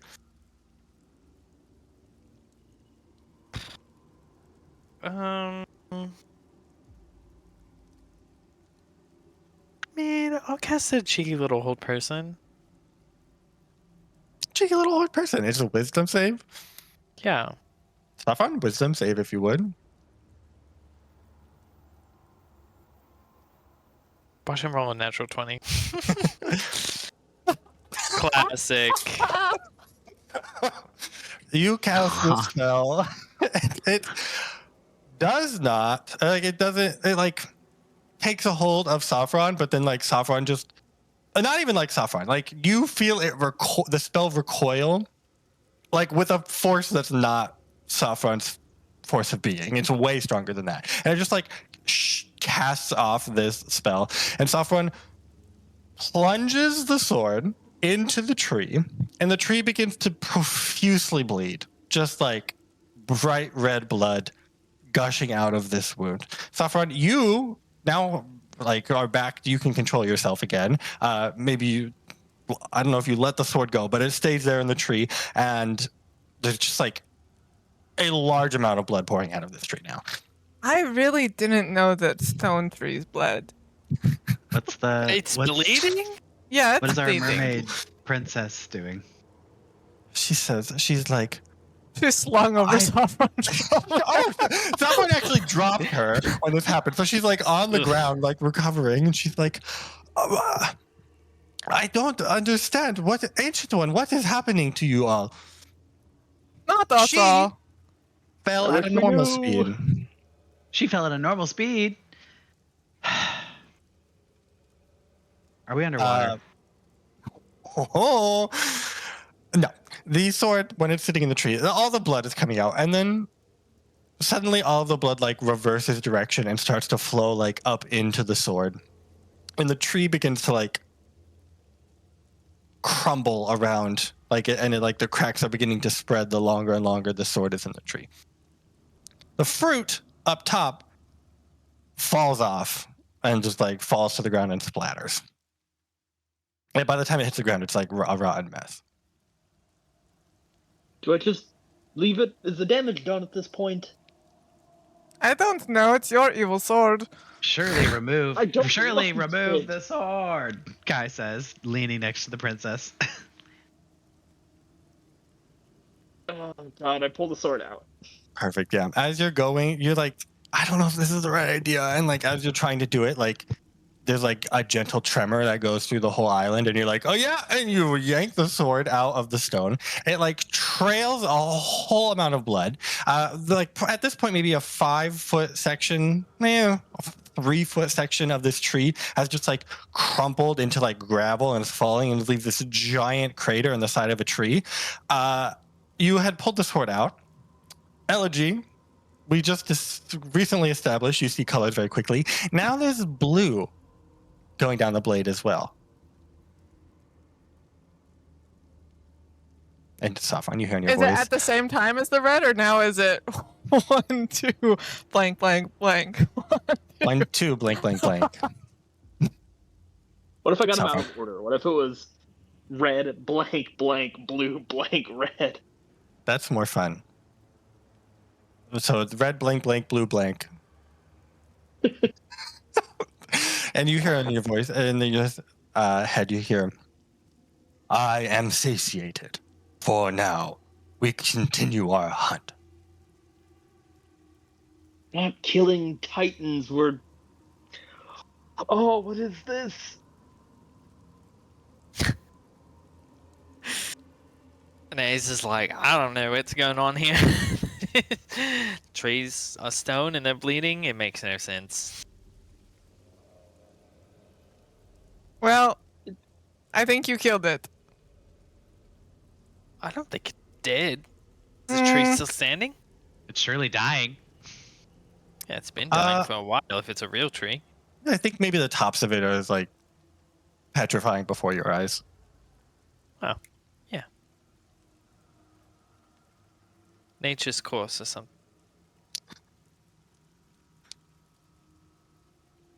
Nature's course is Sophron just coming into this island out of nowhere, stabbing a fucking tree and killing it.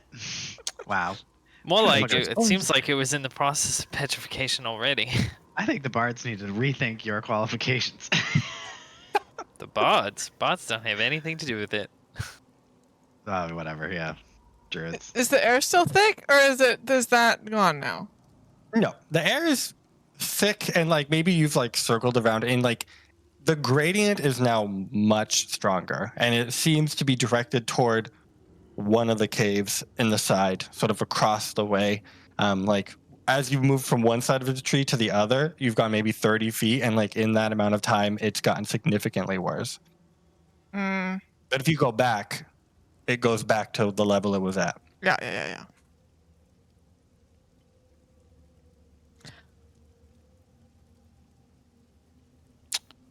Okay, guys, we have to take our friend and also Aeneas to go meet the Fates. The rules are don't make a deal with the Fates unless you really have to.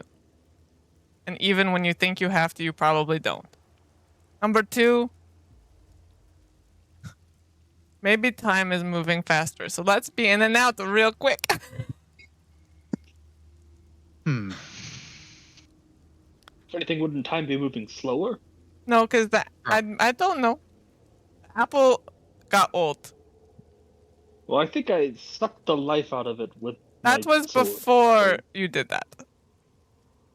Well, but fair. Elegy's like lecturing, and she's like giving you guys all the rules. Sophron, you're looking at her, and the oddest thing happens behind Elegy. Just like there's a little flash, and suddenly there's like a little pair of shears floating over her shoulder, and they're open menacingly, and it looks like they're about to just like chop her. Can I want to stab Titan's Bane in between the shears. Oh, So I like can, to like, block cut? it. Like the parry, yeah. Yeah, make an attack roll. Elegy, you just see Sophron Yeah. look at you, draw, like essentially stab next to your head. That was a 21. 21. This is no longer up to date, Sophron. What is your attack bonus with this weapon? Looks like plus 10, which doesn't feel right, but It doesn't feel plus right. 10, I guess. I think it was a +1. Yeah. I know it was a +1. Like It's now +1, yeah. +2. And it deals an extra d6 of frost damage or cold damage. But anyway, that is beside the point, because they go to snip her menacingly, and you stick Titan's Bane right, and it like chops it, and maybe like when they chop, they just sort of shatter into like little dust. Elegy, that is not what you experienced. You experienced Sophron losing his mind and attempting to stab your head with Titan's Bane after you told him he was not allowed to bargain with the fates. I think we also all experienced that, other than Sophron. The rest of you also saw the. Oh, we did. Aeneas has closed his eyes. He's casting Detect Magic as a ritual. Aeneas has closed his eyes, and yet he can still see the scissors. And as you're closing your eyes and you're trying to cast a spell, you see a lot of light. And your eyes are closed, but you look up, and there's a lot of pairs of scissors, and they're sort of blinking into existence. And that is where we'll go on a short break. We'll be right back. What? And we're back. Our loading screen this week. An excerpt from a survey of Aresia. Extracts from a longer work concerning the cities of Thylea, with notes and observations by the author. Author, I'll remind you, is Georgi Mapahakos, Fellow of the Second Order, thrice recipient of the Philosopher of the Month Academy at Mitros. This is of the Grandmasters and the Council of Masks. Part 2. The distinguishing feature of this council is its total anonymity. Each Grandmaster wears a porcelain mask at all times in their official capacity, and each mask is fitted with a device that alters their voice to prevent recognition of speech or inflection. Their names are unknown, their faces are unseen, their personal histories prior to their elevation are entirely obscured. When a Grandmaster dies or is removed, a successor appears without ceremony or announcement, seamlessly enough that there is genuine popular uncertainty about whether the council's membership changes at all. Okay. You may not have noticed because there's no visual tell of this has happened, but Sophron has departed for the night. Oh, okay. Sophron has departed for the night, as you now know, because of a visual tell. Or if you are an audio listener only, you will not hear the sultry tones of Connor's voice for the rest of the night. There was a commitment to his sleep schedule that we had to respect. So, we will continue sans bull friend. I think he stabs next to my head. And I think Elegy is so confident that she can deflect attacks that are going to hit her that she doesn't even move. Okay. She just looks at it. Yeah. And then you see maybe out of the corner of your eye, like when the scissors hit Titan's Bane and sort of poofed into dust. Like they exploded into dust. And maybe you see that out of the corner of your eye and you're like, what? And then you look, and maybe then you see more of these shears sort of appearing in the distance. And they have murderous intent in their non-faces and eyes. And their clippers. They're like, exactly. Perfect. So we're going to go ahead and roll initiative. A couple of rules before we do so. You may not dash in this combat. Your movement speed will be as I tell you it is. At the moment, everyone's is normal, but they cannot dash, except for Aeneas's, whose is 20 feet per round.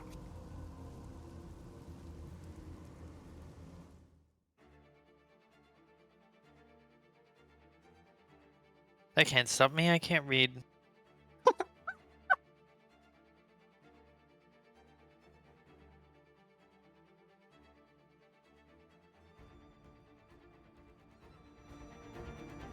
Okay, get up there, little dudes. Okay, perfect. Everyone rolled? 5 of 7 ready. So probably. Probably. Yes. So, one of these has popped up. So, okay. Nemea and Sophron are gone. So, well, Sophron was technically there. Elegy was there. Sophron was right in front of her. Kai was back here. You were back here, and she was on the ground right here. So this is the situation as we see it.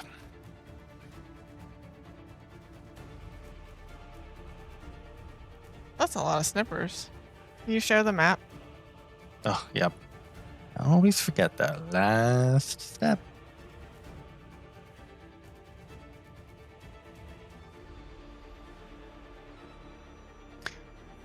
Aeneas, you're up. I'm up. Yeah, you went first. I thought you were thinking about what you were doing, and then you had a blank face for far too long, and I knew you didn't know it was your turn. Well, I don't know what we're doing. We're killing some That's scissors. for you to decide. Why would we kill all the scissors? That seems silly.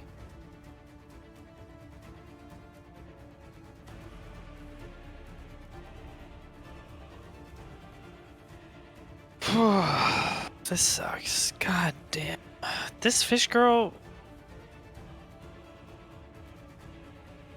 is gonna be a fucking liability.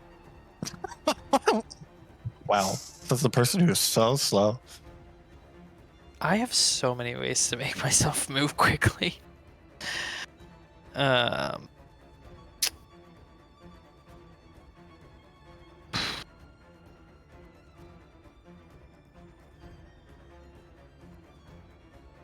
Yeah, I'm just gonna like move 20 feet, take the dodge action. I don't.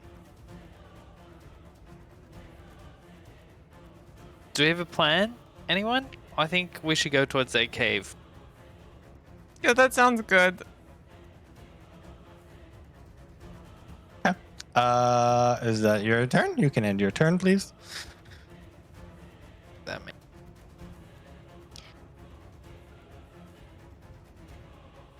I do not see that.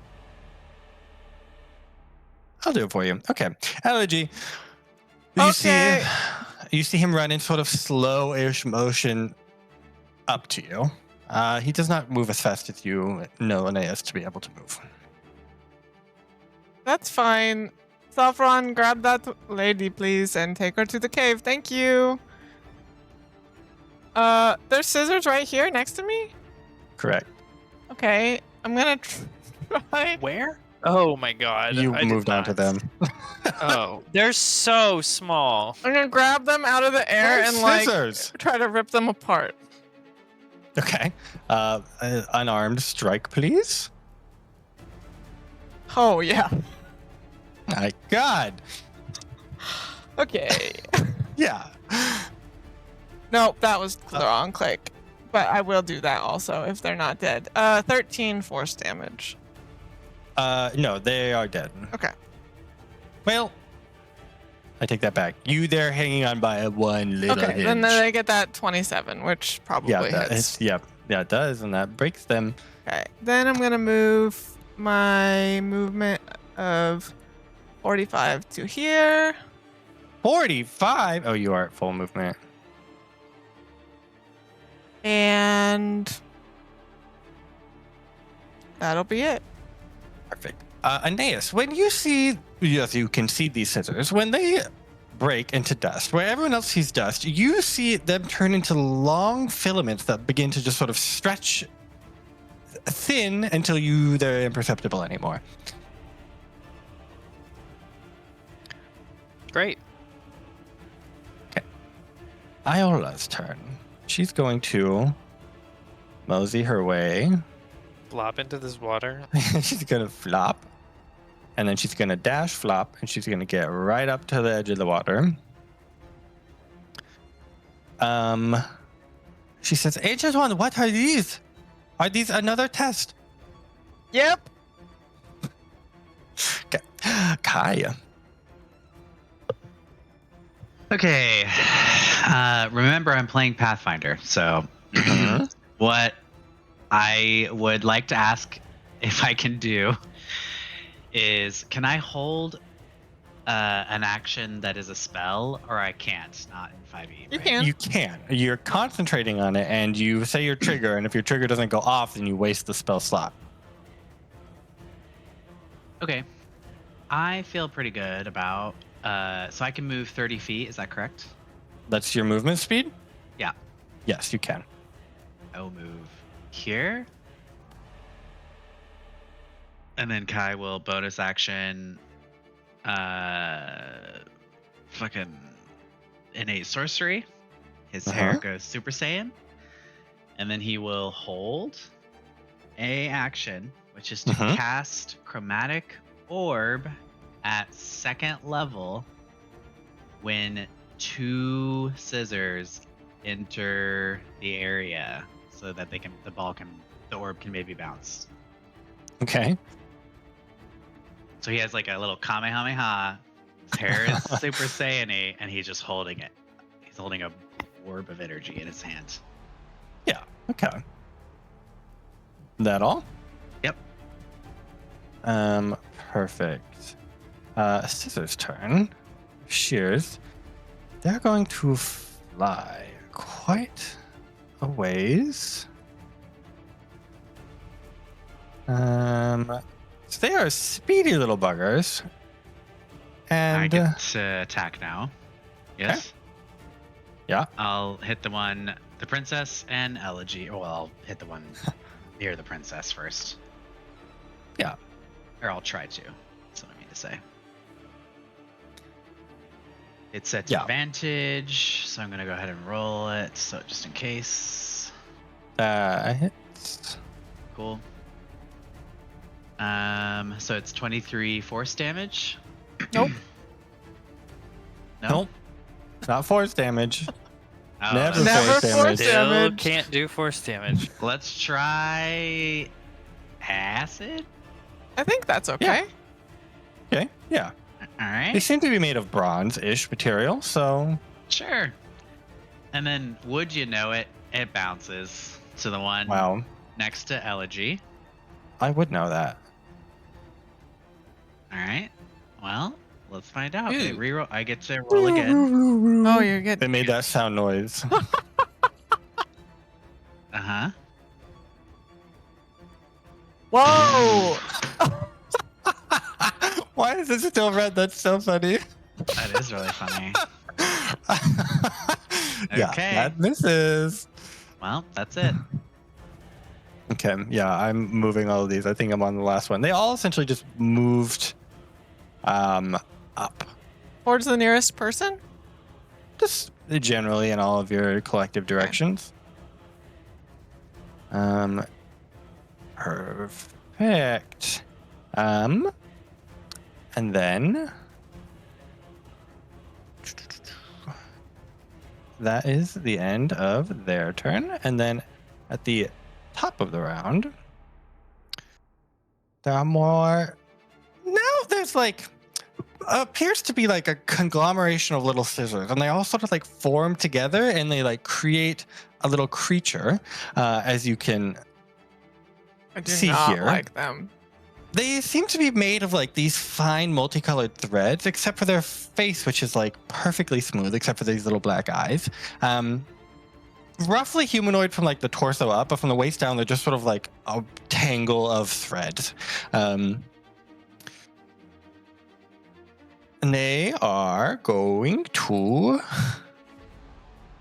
Oh, they're not super fast. I'm gonna sort of move generally in this direction and in this direction. How far are they from Elegy? 75 feet.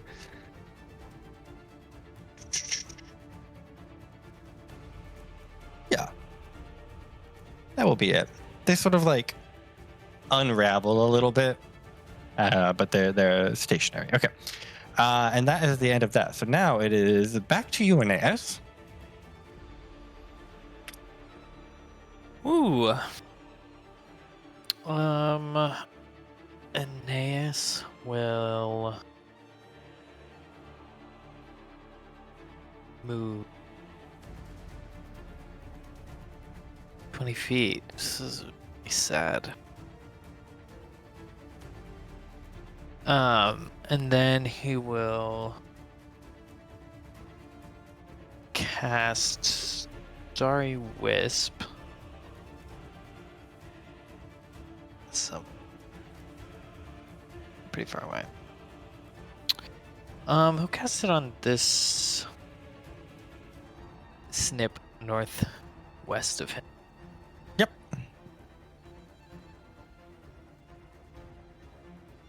Right. Okay. And then he will also use his starry form, and he will take the archer in Ooh. order to do an archer strike as a bonus action against that same snip. That same snip. Very good.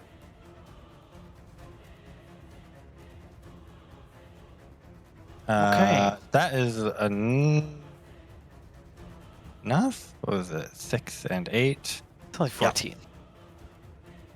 That is what you needed. Great. That's his turn. Perfect. Elegy. So Okay. there's a bunch of scissors, and then these new creatures that have joined the fray. I'm gonna spend a focus point to do flurry of blows. I'm gonna unarmed strike this one next to me. Okay. 20 to hit for 13 damage, and 13 damage. add 4 to that. It bursts into dust. Then I'm gonna use 15 movement to get here. Second attack on that one. 19 to hit for 10 damage. Another. 7 damage. Yep. And then I'm gonna whip out my +1 chakram, and I'm gonna attack this one that's in the water. Yeah. 16 to hit. Misses. Nice. Okay. Then I will use the rest of my movement to carry on forward. Perfect. At this point, you are affected stronger, and you have a -5 feet. What are you? Yeah, 5 feet. Okay. Isle is going to slip into the water and sort of disappear underneath it. So she's just going to be generally in this pool, but not exactly in the spot. Kai. Oh, it's always a mystery of how I've muted myself. I will move 30 feet forward. Shadabang. And then I will cast level 4 chromatic orb. Wait. Level 3 chromatic orb on this thread netter. Yeah. The one further from Elegy, because I think she probably's got the other one. The one up top? Up top. Is that, Okay. is that the right move? Yeah, I Probably think not. so. All right. Level 3, I said. Yes? Yes. Yes. It is a shoopa-doop. Ooh. Oh my god! I get to reroll. I get to reroll. Alright. 17 to hit. 17 to hit. The Threadnetter does hit. 27 acid damage. Acid damage. Okay. Alright. Hey, guess what? It jumps. How far can Sure. I jump? Can we pretend I hit the other one first? The bottom netter? No, you were very explicit that you were hitting the top one. This animated snip here, of course. No, I think you lock in your target. Fuck. Alright, well, it can't really jump more than once now. I'll hit this animated snip closer to Elegy here. Yeah. Okay. As Okay. fun as that noise is, I'm gonna turn it down. 20 to hit. Whoa. Yeah. Acid damage. Yep. That's a shit ton of damage. And then it jumps into the water. And Nice. that's my turn. It sputters out. Okay. Snip's turn. This one is going to fly on up to Kai. And this one is going to get to Elegy. This one is going to get to Elegy. This one is just going to get generally in there. And that is all I think that are going to affect you on their turn. So we will do 1 attack against Kai and 2 against Elegy. And so Kai is a natural 20. And that is You know what? Actually, that doesn't hit. Ha ha ha ha ha ha. Oh my goodness, that's crazy. That you take 13 slashing damage.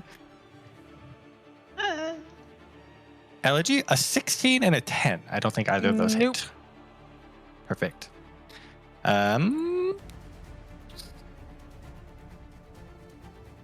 Yeah. And the rest are moving, but that will happen when someone else is taking their turn. Okay. The knitter is going to sort of gesture its hand, the one nearest to Elegy, and like from its hand, sort of like this ethereal thread net comes flying out at you. Please make a dexterity saving throw. 15. 15 is a success. And the net hits you and just sort of vanishes away. Interesting. This one is going to go there. And then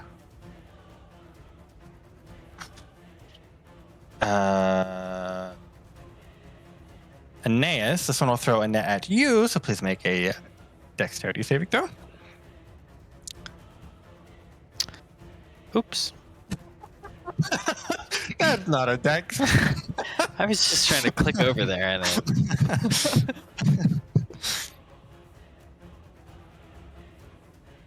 oh, You're so slow. Day. Yeah, do I want to keep that? No.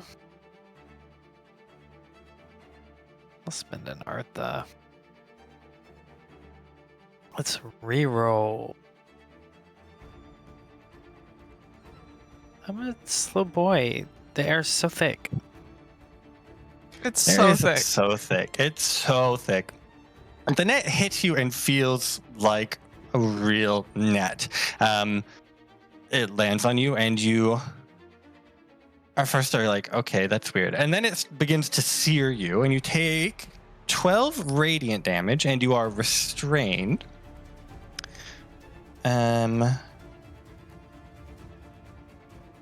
Oh, interesting. Did that matter? Yes. This one actually can do this in addition to that. So it's going to move up. And it will make 2 attacks against you, Elegy. Okay. It did a net and 2 attacks? Yeah, I Oh thought my it was an either or. It's an and. Not even close. Low math. Okay. Aeneas, you are restrained. When you are restrained, 2 things happen. All of the snips move 50 feet toward you. Oh. Wow.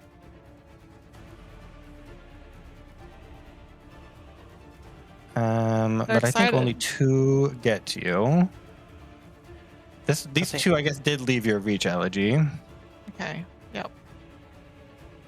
These ones had moved normally, and then they moved 50 to get to their new friend. Look at the language on Ring of Striking. I think it's every turn.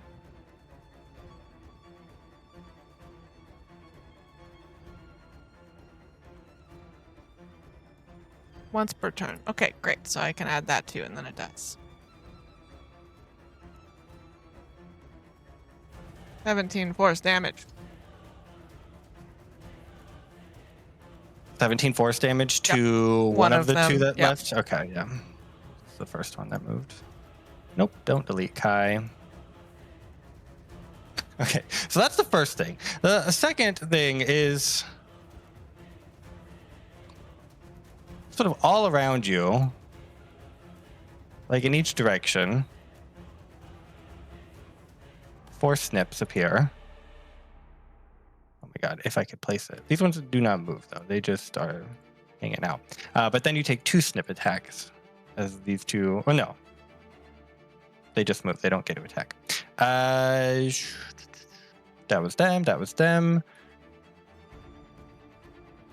Yeah. Okay. Now it's your turn, Aeneas. You are restrained.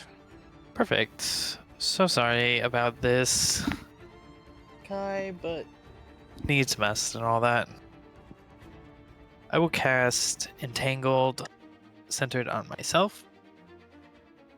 DC 16 strength check for everything within a 20. For radius, which is everything, including Kai and me. It's a 20-foot square, Oh, it's a 20-foot square. which Correct. is Much smaller. much smaller. Do I do that then? Maybe. Let me double check a good size 20-foot I mean, square. you could still get like the 4 snips in Kai. I could also still get all of the snips north and west of Yeah, that's true. and avoid Kai.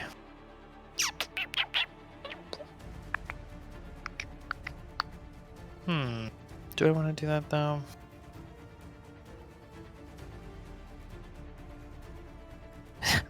Nah. I'll just cast Sanctuary on myself. Ooh. But I'll do that after I cast thing. No, after I do cap 2 spell. Turn it out.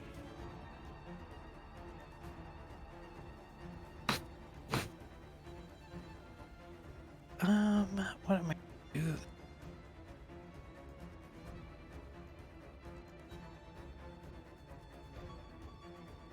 The answer is not much. I'll use an action. I'll rip a health potion. Okay. Just guzzle that bad boy. Perfect. Then That's a cast bonus Sanctuary action. on myself. Yeah. To use a health potion as Yeah. a bonus action? Well, that's I think you not can good. use it. I think you can full action potion. You cannot. What? That's insane behavior. I mean, DM can rule whatever DM wants. No, we'll go by the rules. We follow them religiously. Okay. In that case,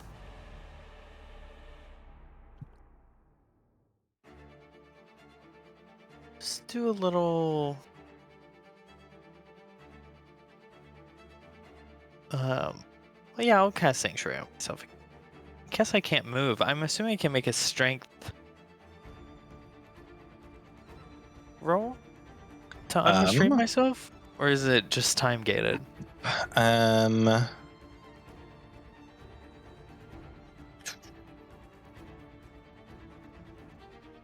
I think this one's time gated. Yeah. That's pretty rough because I believe restrained gives you disadvantage on dex, further dex. You're correct. Okay. Anything else? Nope. Perfect. Elegy. Okay. This buddy right in front of me is gonna get some. Uh-huh. Hopefully. Yep. 20 to hit 20 hits. for 13 force damage. Force damage. Yes. Okay. Does that seem fine? Yeah, that's fine. Okay. I didn't know your chromatic fist could do force damage. They always have been able to do force damage. That's not true. Okay, another 14 force damage. And I'm gonna spend a focus point to do flurry of blows for these. For 10 force damage and 16 force damage. And we'll throw a nice little. What is that? That was 11 necrotic damage on top of that, and this guy's poisoned. If he can be poisoned. He cannot be poisoned. Yeah, unsurprising. But thank you for asking. Okay. Dare I ask, is that all? I'm gonna walk around his side to be here, but that'll be it. Perfect. Iola is going to pop out of the water over here. Look at the battlefield and then dip back below the water. Kai. Kai's gonna whip his hair back and forth. And then move here. I can occupy the same space as a tiny creature, can't I? Why not? Great. We always And follow then- the rules. And then I'm going to grab onto the scissors with my hand, and as it's bleeding, I will shoot a level 5 lightning bolt in this line I have created with this scissor. Oh, scissor, that's a nice line. This scissor and this thread netter. That is a good line. Alright. Okay. Level is- 5 shoopadoop. I don't know if you need that much. Damn it. Level 5 shoopadoop. And they make dex saves. Okay, that is It's a 1, +1, 2, it's so 3, 19 is the DC. 19. So first one and third one succeed. It doesn't matter These- though, as long. Yeah, well, probably not. So the evens succeed. No, the odds succeed, the evens fail. And that is how much damage? 33? 33. Okay, it does not matter. Glad you rolled all that. Yeah, I'm glad I rolled all of that. It mattered for one of them. Okay. You've noticed, sort of like you guys have been in this combat, these creatures are absolutely silent. Like, even when they're dying, they don't make any noise. Like when they're moving, they don't make any noise. You all are making noise like normal, but they are absolutely not. I hate to remind the DM, but I could get an attack of opportunity from the scissors I moved away from. Oh, I noticed. Okay. And since you reminded me, it hits. It did hit for real, but How much? What is it? oh, no, 5 damage. No, I meant Oh. how much to hit. What is the hit? 20. Okay. Yep. 5 damage. Yep. And this is Slashing damage. yes, but can I move asynchronously, or do I have to use all my movement all at once? Yeah, this isn't Pathfinder. But I actually don't know what that means now for the answer. You can move whenever you want. You can move whenever Great. you want. I'm gonna move the remainder of my 30 feet to here. Yeah. Perfect. When you get to about this point, your movement speed goes down by 5 as the air is getting very thick. Okay. That's my turn. Allegedly. Perfect. The snips. They make wisdom saves if they want to attack you. I bet DC snips are 16. not very wisdom. DC 16. This is 6 of them. Should we help Aeneas? No, he's fine. He's just Oh, scissors no. flying all He's over. got Misty Step. He's fine. DC 16. Yeah. Okay. Yeah. 1 succeeds. Also, they have to choose a new target or they lose the attack. So they could attack each other technically. Thank you for providing that as an option. Can they? They can't. Yeah, whatever. They no, so cannot one of move them- and then yeah. Yeah. And that one that can hit you misses. So that was that. Perfect. Days are gonna move. So Kai is gonna get one. Elegy is gonna get one.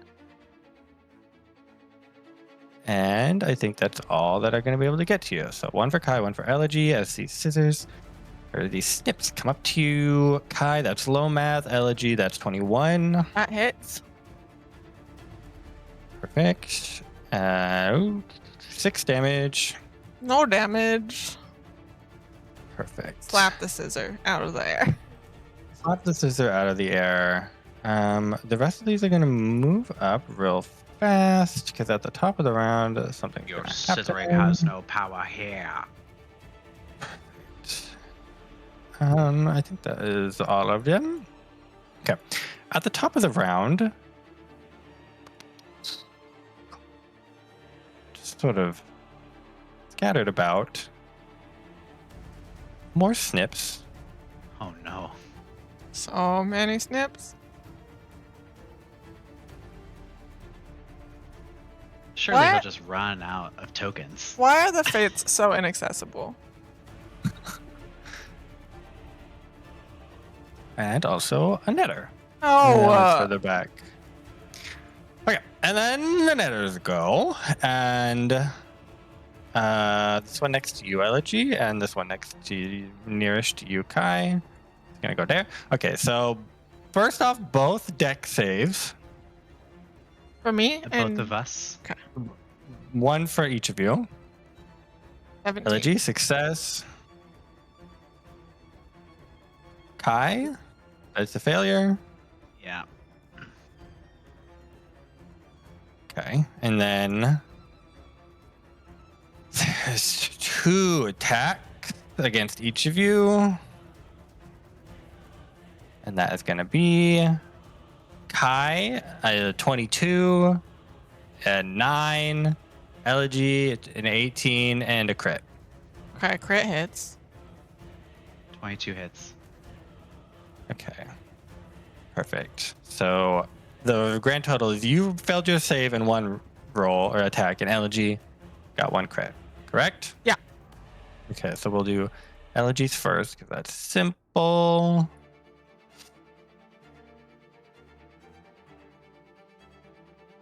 It's going to be 14 radiant damage. Kai, you had just 1. Oh, that's so sad. That's only 6 radiant damage. To 6 damage to you.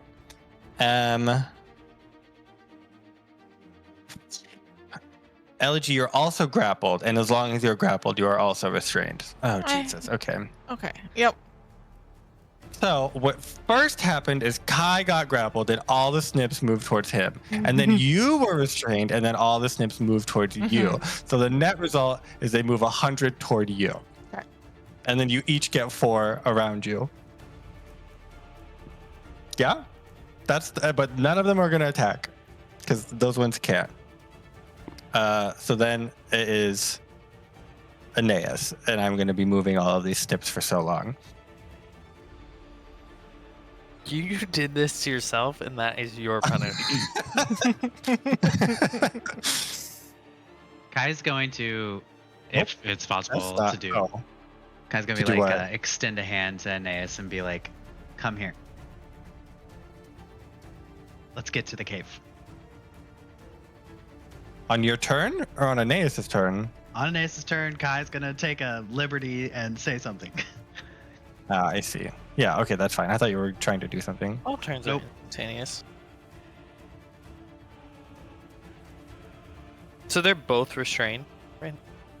Yes, and you are no longer restrained. Come to daddy.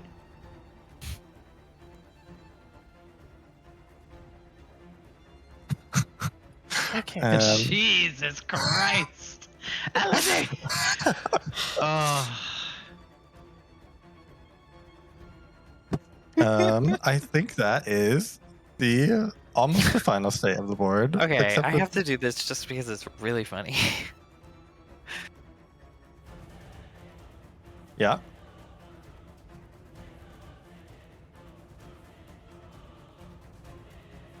I mean, I can't not cast Entangle on all of those snips.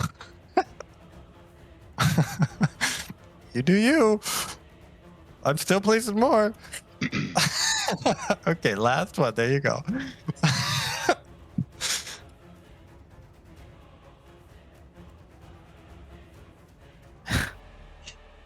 Wild.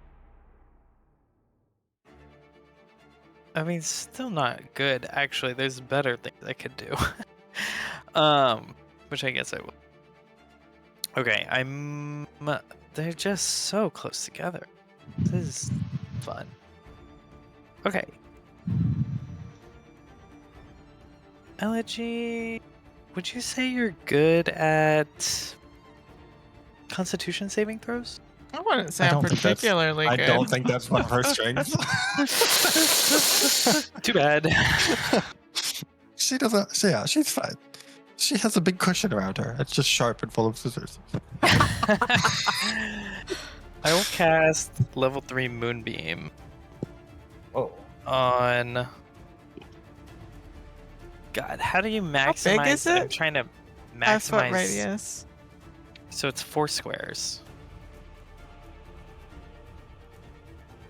Is it an attack? No, they make a con. Oh. I mean, you can get 5 of them and not hit me. Or you could get more and hit her. I think you can get the same number and hit me. Actually, it's always the same number, except it would be nice to get this thread netter too. But I'll do the 4 squares north. That gets that cluster of 5. Yeah. Okay, perfect. Con saves. Con saves. Yeah, I don't know why I attack. And the DC is 6. 16. 1 success.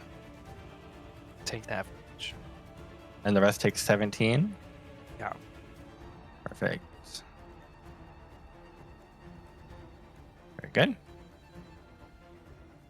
Oh, that one, the one that succeeded, still dies.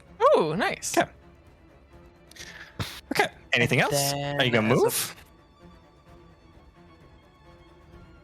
I think I Yes. already did. Oh, I think. okay. Yeah, I think you did. Okay. I can only move 20 feet. And then as a bonus action, I guess with disadvantage, I will attack this thread netter Okay. with Archer Strike. Uh, I don't think 11. 11 does not hit. A 16 would hit. Well, it's disadvantage because it's Oh, okay. ranged attack. Ah, yeah. Okay. So 11 misses. Anything else? No, that's it. Okay. Elegy, your world is quickly becoming snippers. Every And- direction you look except for north. Bright. And a It's bright actually a moon dim behind you. moonlight north of you that you're a little nervous about entering. Yeah. Okay, I'm gonna dodge with my action. I'm gonna Okay. spend a focus point to flurry of blows. I'm gonna Yep. use 1 unarmed strike at disadvantage because I'm restrained against the guy. Okay. Do you think you should run? I'm restrained. So I cannot. 14? You're restrained as long as you're grappled. So Oh, I could make. Breaking I the don't grab- really yeah, want the- to. Okay, that's fine. okay. So just your I am restraint is not different fast than enough Aeneas's. to outrun these scissors, so Though she will die here. Okay. 14 to hit. yeah. Misses. Okay, and then with my second flurry of blows, I'm gonna heal myself for 7, Okay. and then that will be all. Okay. Iola is going to go underneath this water. And oh, she is Your attacks close. don't have disadvantage. They do if Speedy. you're restrained. Restraint does not have that. I'm pretty Attacks sure. against you have advantage. Oh no, and your attack roll. Whew. Yep. It helps if you read the second half of it. Yep, it does. Okay. She boops up in this last one way over here and she says, "It just looks clear over here. You should really get over here." You know that though, Ancient One. I'm sorry for presuming you don't know that. Okay, Kai. Kai cast Fireball. Oh my god! Okay. I cast it here, so it truly gets both thread netters, all of the scissors So around good. Elegy. Like it just so many things. 35, so don't even make the bitches roll.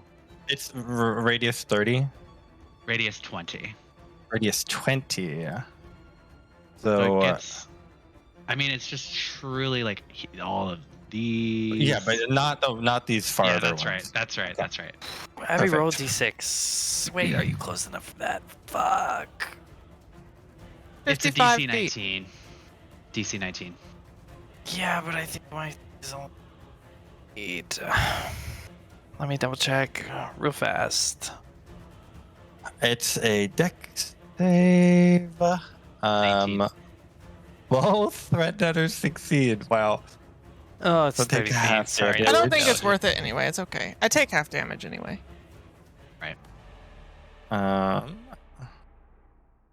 Okay, so both thread netters take half damage, and everything else is like not well, I think is the clinical term for it. They're still up? The thread netters? No, the scissors. No, I just have not deleted all of them yet. Okay, good. I am restrained, but I want to move. Can I do that, or I need an action to try to break? You are grapple? no longer restrained because both thread netters die. Oh.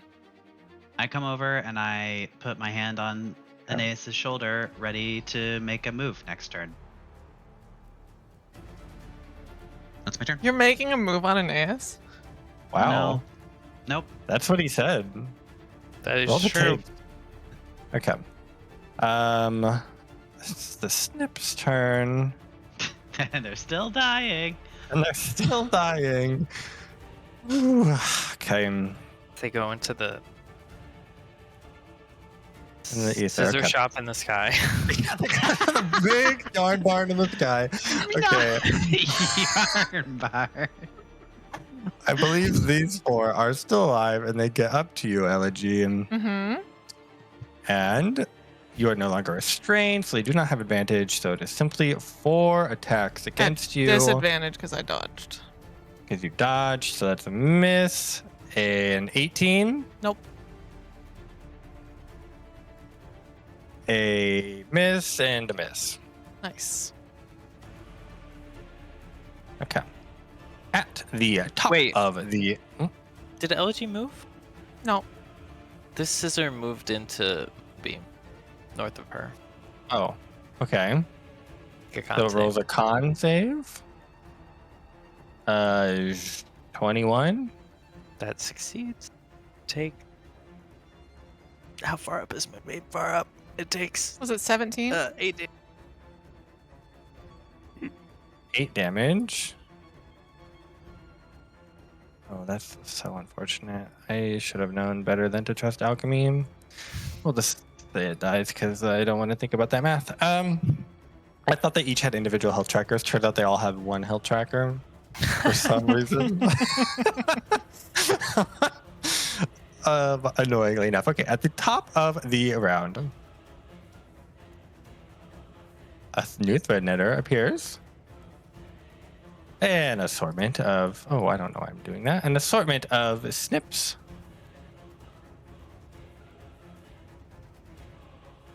And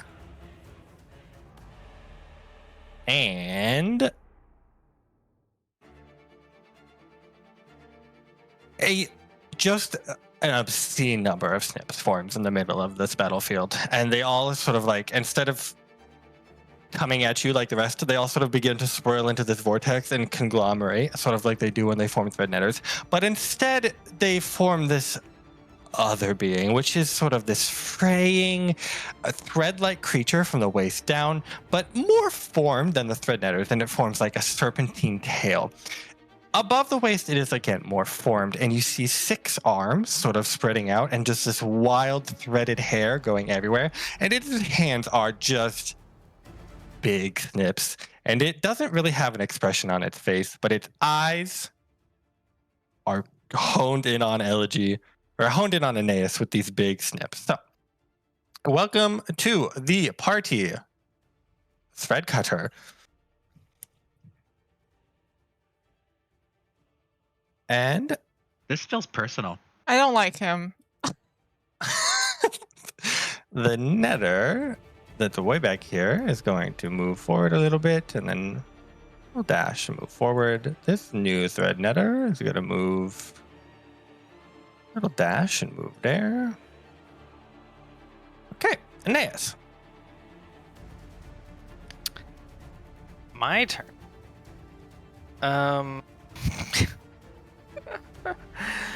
I am. What do I? Spell. Let's do some hero shit. I can move the beam 60 feet in any direction. Is there any way you could give me a token? For the moonbeam? Yeah. Yeah, why not? Just needs to be a large creature. Be a large snip. It'll be the only large snip. It can be a large Sophron for that matter. Yeah, I will get you one.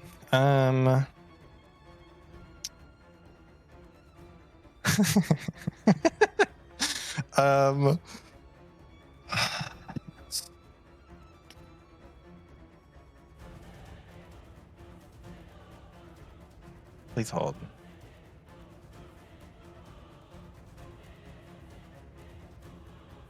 Why does this character not exist anymore? Oh, okay, perfect.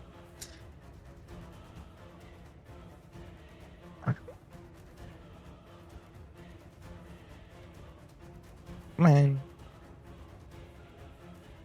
Oh my.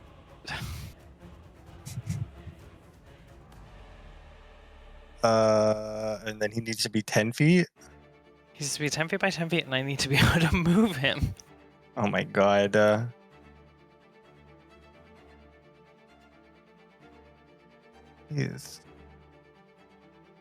Please be 10 feet by 10 feet. There you go. There you go. And you may move him starting now. There you go. Oh, there you go. Okay, perfect. This was the most benign option I had. I briefly paused. I briefly paused on Yala, and I said, Okay. Okay. I thought this combat had taken a strange turn. You look to your side. A giant Orion has appeared. Big daddy. Boom, baby. Why are you moving this on? That's what I'm trying to decide. I'm gonna move it up onto this netter. Okay. Roll which again. 18. Con Fails. save. 18. 18 radiant damage. Oh, And radiant damage. Yeah. Okay. They're resistant to radiant damage. They do not seem to be as affected as you would like. Oh, got him. Okay, well, in that case, I fucking jump into the water and turn into a fish. Okay. There are tunnels that connect each of these underwater. Perfect. What is your movement speed as a fish? Depends which fish I turned into. Okay. Well, while you figure We can that come out, back to Energy. that. My plan is Just right there. attack these scissors. Yeah. That's not very miss. good. Hit. Okay, 11 force damage to one of them. Yep. Then I'm going to disengage with my bonus action and go to here. Okay. At that point, your movement speed goes down by 5 again. Okay. Okay, Iola is going to swim over here and then climb a little bit out of the water. She has that much movement left. Okay, Kai. Kai, whose hand was on Aeneas' shoulder, Holding the fish. And is now going to the shoreline and being like, "You fucking druid, come here, and we'll touch Aeneas and dimension door into the cave." We are now 200 feet into the cave. How far can dimension door go? 500, baby. You can't really see into the cave, so you can. You have to see a point in dimension door. I don't see a point in dimension door. Enough fun. I'm an amount in that I can be with this fish. Yeah. Okay. That's so funny. Very good. Anything else? No.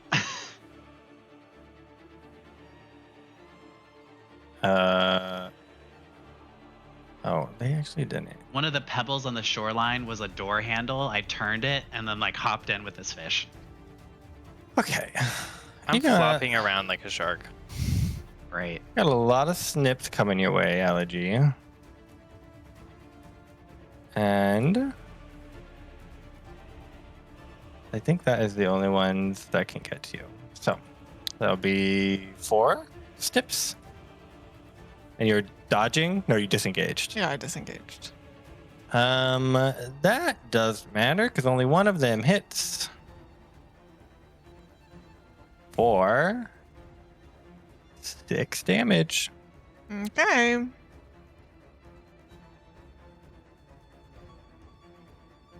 Chop.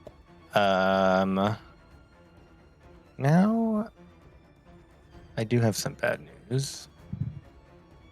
Another thread cutter comes out of the cave. No, but this thing does move up to here. And like sort of the whole way, it's just I can't stress how comically large these scissors are. And it gets up to you, and it makes 6 attacks against you. Oh my god! Abby, you said dimension door.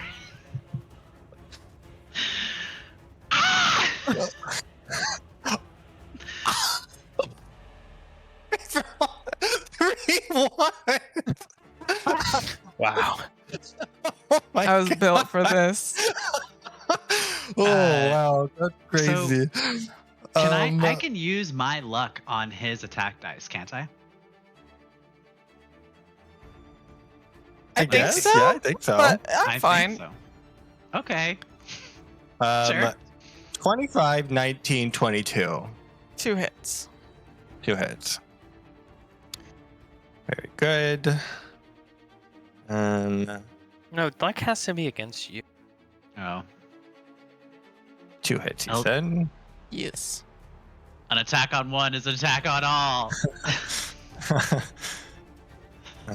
Solidarity forever. Okay.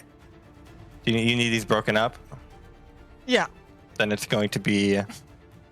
The first one is 8 slashing, Okay. 7 radiant. Okay. I The don't second take one is- any of that. The second one is 10 slashing, 2 radiant. And then lastly, I need you to make a strength saving throw. I don't wanna. What about that? Well, 14. 14 is a failure. You're cut in half. No. That would be rude. Instead, it is 14 radiant damage, and you are grappled. And while you're grappled, you are restrained. Uh-oh. And I while got you are bad news, restrained, guys.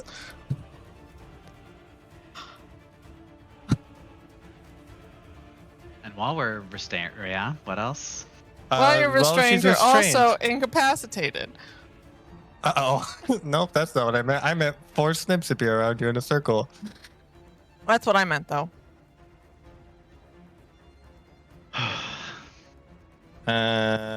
Okay, and then some snips moved to order. Okay, perfect. Orion's not real.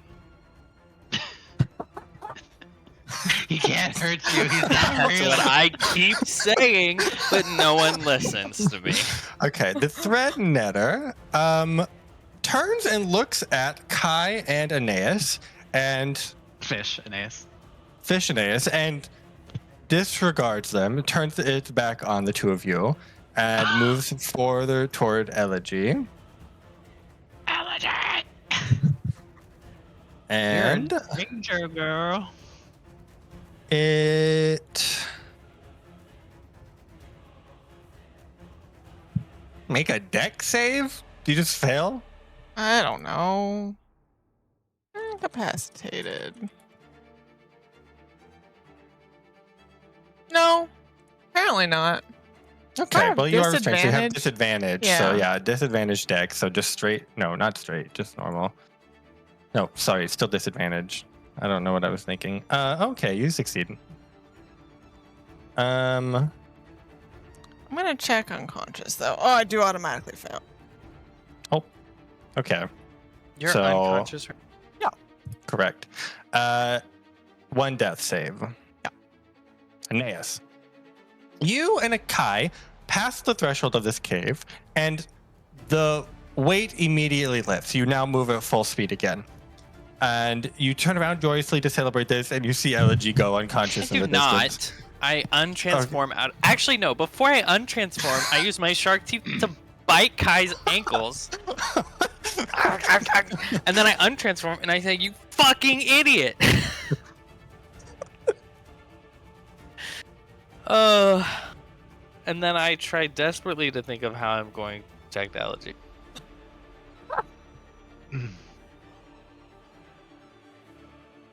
Oh my god.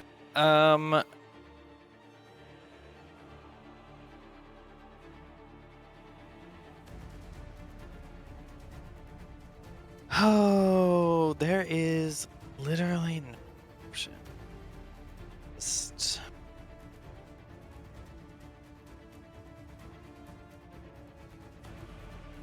Y'all are so far away. Dimension Door can move 500 feet. I do. That's. You could have been 200 feet further in the cave.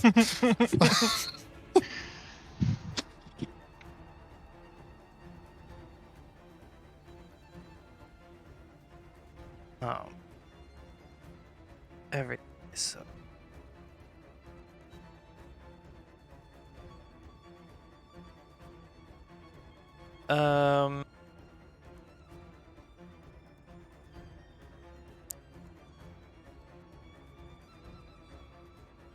I forgot to mention. When Aeneas passes the threshold, all of the remaining creatures sort of fray more than they had been sort of frayed. That's their generic state. But when Aeneas passes the threshold, they sort of unravel quite a bit more. They're all still present, and they still did a bunch of damage to you, but that is their state. Do with that what you will.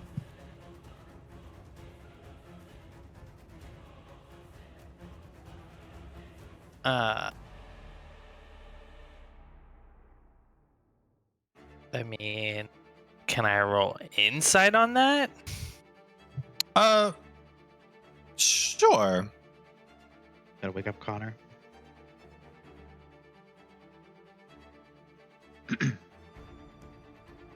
Connor, friend.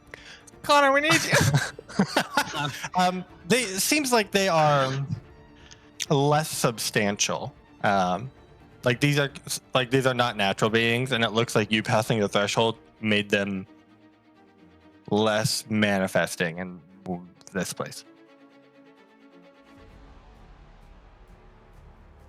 Come on, you fishy princess. Get over here.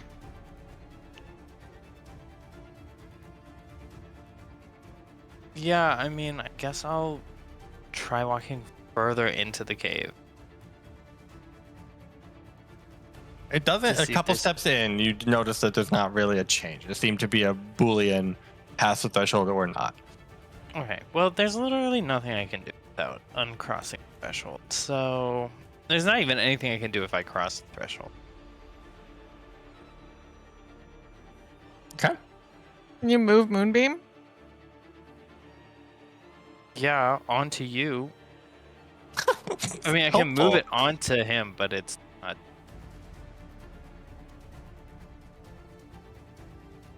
radiant creatures. Who would have thought? The snips take radiant damage.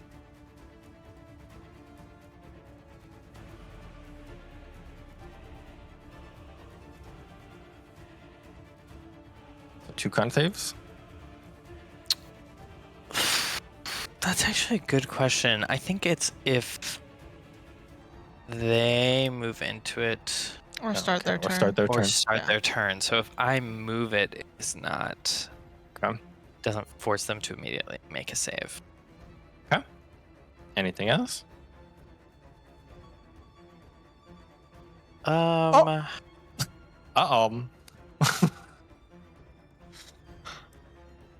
Yeah, I mean no, but I think that's an action.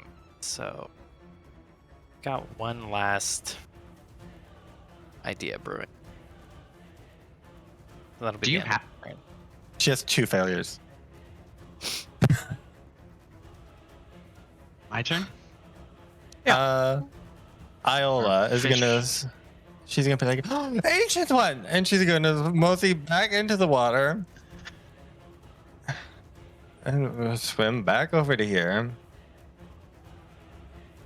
What can she possibly do? How far are you? Is actually the question. 60 feet is an unfortunate. Or 65 feet is an unfortunate distance. What is the? What is the range on this? 60 feet. Unfortunately. Just come out of there, girl. She moved all of her feet. She's like almost ready to cast healing word, but she's too far. She's like, ancient one, I cannot reach you. And she's just gonna like be despondent there. Okay. Kai, your turn. I will be like, God damn it, and like slam his foot down on the ground, and God damn it will like echo in the cave behind him, and from the cave will come a giant ice storm hurling out towards these enemies. What spell is that? It's called Ice Storm. And it hits the big guy, it hits the little guy here, and the medium guy here. Okay, what do they do? Con saves? Yeah, 19 deck save. Deck save. And it's some bludgeoning and some cold, if it matters. Okay, so it destroys both little snips. And both the other one, 19. Both the other ones fail.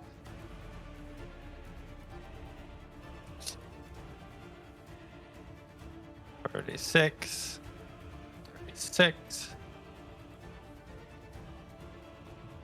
Okay, anything else? Guy's gonna heal himself. Oh my god. Okay, that's my turn. Very good. Second wind.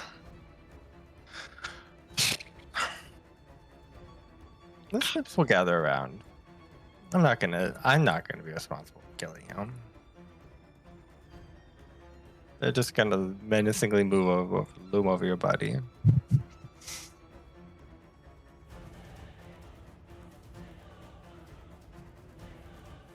Okay, Sophron, Nemea.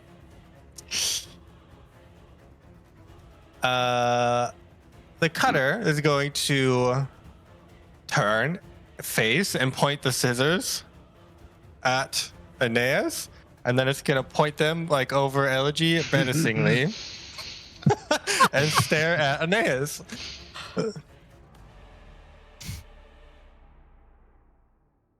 Mm.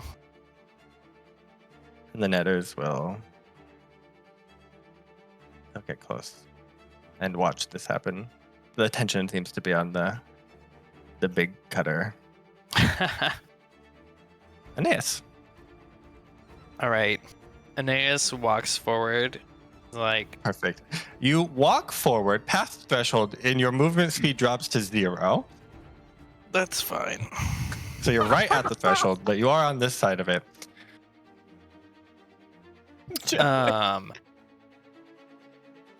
And he'll yell, "Come and get me, you piece of shit!" And he'll cast polymorph, and he'll turn into a T-Rex.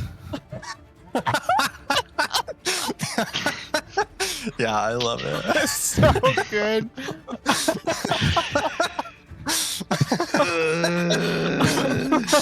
Okay, Elegy. Oh boy.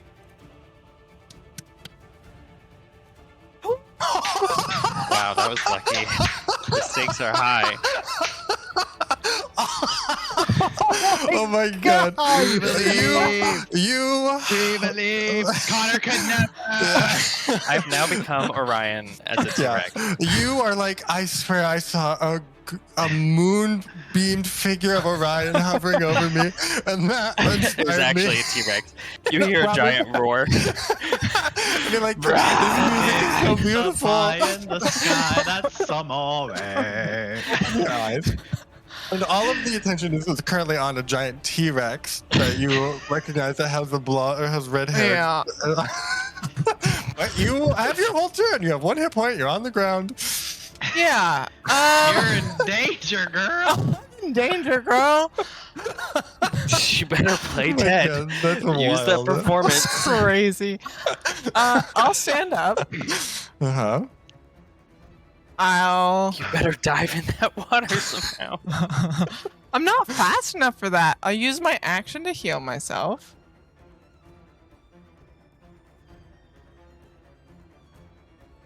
What is... I have a random thought. You don't have to do this. I don't even know if you're attuned to this item. Are you attuned to the teleport, or is it Nemea? No. Or is nobody? Nobody is. Nobody? Yeah, okay. That would have been fun. That would have been fun. You think I would have tuned to that over my ring of oration? Nope. I don't even know why I asked. Kai should probably have that. So I used 15 movement to stand up. Yeah, and you're currently minus 10, I believe.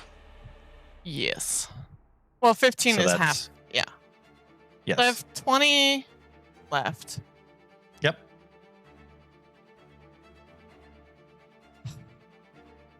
This guy came up and hit me from here. The guy? Yeah. The big guy? The big He's guy. adjacent to you. Yeah. I will. I don't know. I mean, I'll disengage with my bonus action and then I'll fly 20 feet straight up. Yeah, okay. Checks out. Nothing aggressive. Nothing aggressive. Focused on the T-Rex. Yeah.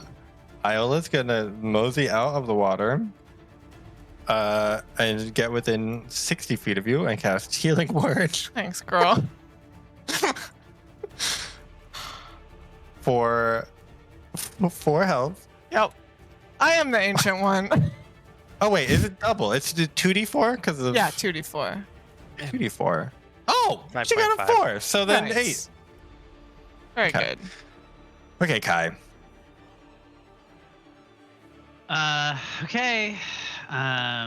Kai will keep the ice storm going. Just cast it again.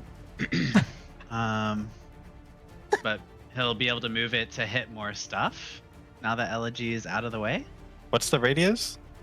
20. Oh, nice. Yeah. Didn't Yeah, she so you can go get it up? right.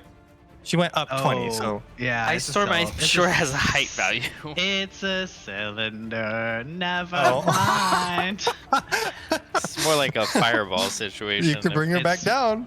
No, it's 40 feet cylinder. Oh, I'll use as much radius as I can to get like these guys, this guy, and this guy. Yeah. Okay. Perfect. And it's 29 damage. 19, Okay. 19 DC. So it doesn't even matter for these ones. Those ones roll dex or con. Dex, 19 dex. That guy succeeds. This guy fails. So that's 29 damage to the big guy. Half of that to the other guy. Okay. Anything else?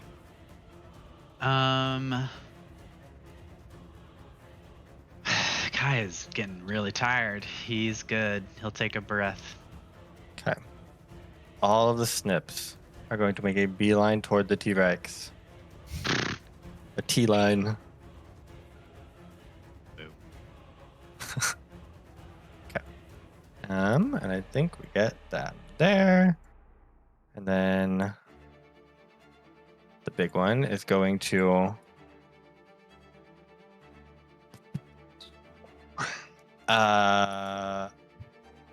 sort of spin quickly, burst into a flurry of snips, and then they all burst, and then they recoalesce, and the reverse process happens as it teleports Oh, that's so cool. right here. Jesus. And that was, oh, nice. Okay, perfect. So now it makes 6 attacks against you. What is your Yeah. AC? Her 13. I could roll 3 ones again. Wow.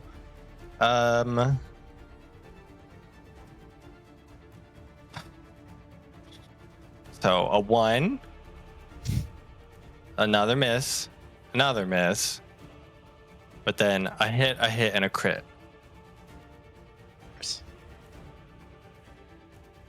And damage. We'll start with the crit.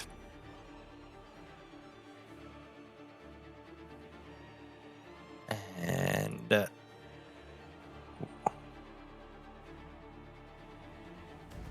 crit is, oh my god, Jesus Christ, 30, 40 damage on the crit. It rolled almost max. Oh my god. I'm glad you didn't do that to me. Bullshit. Holy shit. Okay, keep going. Ooh, okay. And you don't need them separated out, right? Nope. Okay. But I already did the 40, so don't add on to that. Perfect. Yeah. So then the other ones collectively are 22.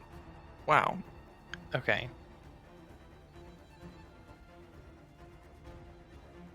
And then a strength save as a giant T-Rex. Yeah, I have a +7 to that. Oh my god. Because I'm a big boy. Not as high as I'd like. Does 14 succeed or not? I don't think it does. I think that's exactly what Abby rolled. That it Yeah. was exactly 1 too low. Okay. I Um, will use a cosmic moment. Nice. 6. Oops. 1. Okay. Yeah, you succeed. And the netters go, and then it's your turn, Aeneas. Okay.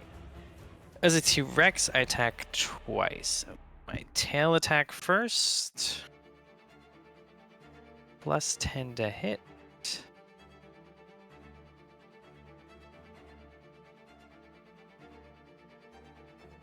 Yeah. 4. Okay. 24 hits for sure. I believe it's a huge or smaller creature. You are correct. So it is knocked prone. Ooh. On hit, do we want me to use the averages that T-Rex has, or do we want me to roll? Roll. Up to you. You can get max damage like I did on that crit almost. Okay, tail is Roll. 4d8.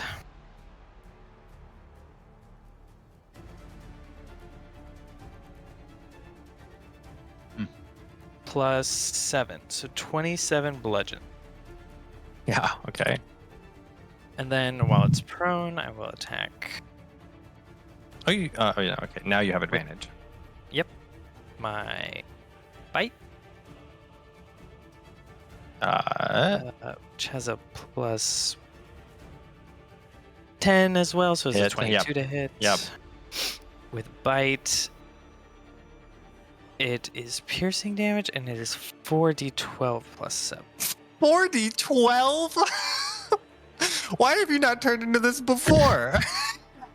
Because you have to save it for the appropriately dramatic moments like this. Oh, is this polymorph? This is not wild Yeah. shape. Okay. It's polymorph, not wild shape at all. I was like, why have you not been doing this? So it's Okay. 43 piercing damage. Oh my god, okay. Did I take a big bite? You took a It big bite. no, it's huge. So it is, well, despite being on the ground, it's not. It is technically large. Oh, it's technically large? Yeah, I think Okay, I made it then one too it's big. grappled. Escape DC is 17, and while grappled, a restrained condition. Wow.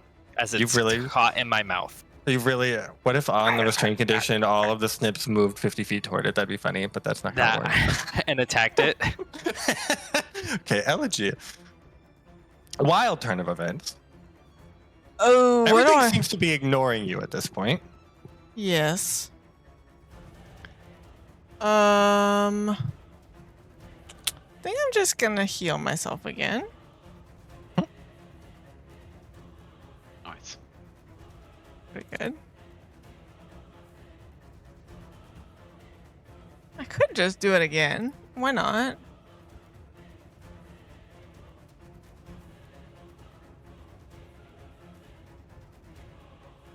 And I Line have up.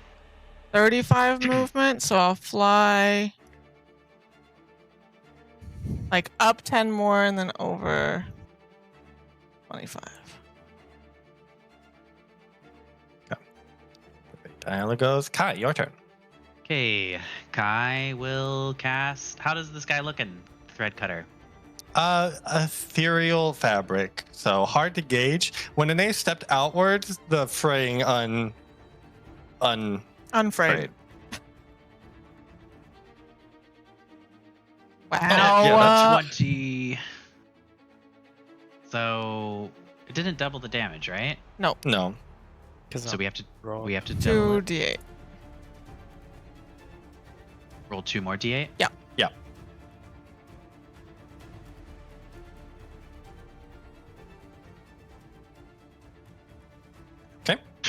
Okay. Uh, We're not bringing the 12 heat quite the same way. Crit cantrips feel a little worse.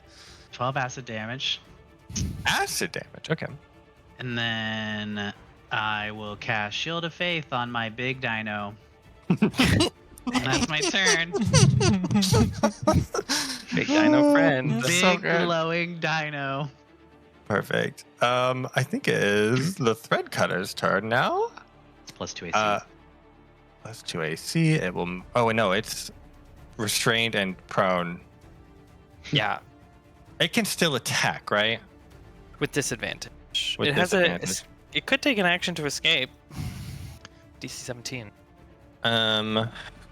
Is it just grappled while it's next to you, or is it just restrained while it's grappled? It's restrained while it is grappled. Okay. Oh, it does not get its teleport back. So then it will. An action. The action economy of escaping a grapple versus. It's awful, I know. I mean, fixed attack is really doesn't. Even Welcome with to my disadvantage, world. I think it's gonna do that one. I'm just saying. I assume that's its options. Okay, so let me just go roll ahead and roll 12 d20. Okay, lowest first prepare. one for lowest prepare is going to be 22, 14, Miss.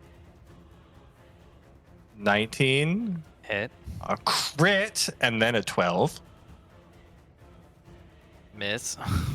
12. Hit for the crit, of course. No. The crit was in the pair. Oh. You can't do that. We're working in pairs. A 23 and a 14. Okay, well, you figure it out, because I don't know. My AC is You're- 15 right now. 15. Okay, so that's going to be, I think, 3 hits. One. Plus 2, right? No, that's including plus. Oh. It's a He's a dinosaur. big It's easy dinosaur, to hit. yeah. One. Wow. 3 hits. And these don't need to be separated, so I'm just gonna roll it all at once.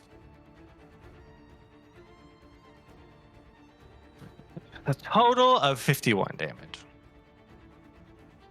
Okay. Still a dino.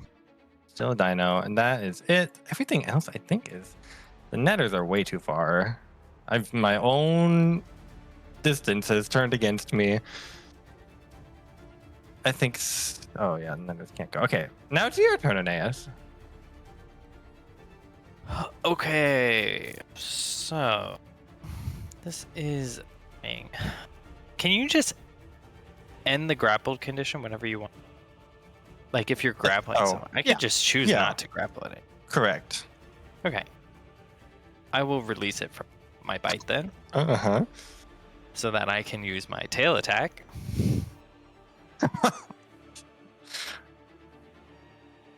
I guess it's still prone. Yeah. Oh, I have advantage, so I'll roll 2d20. Damn, really hope a crit on that. So that's plus 10, so 18 to hit. Hits. And then that's the initial 48.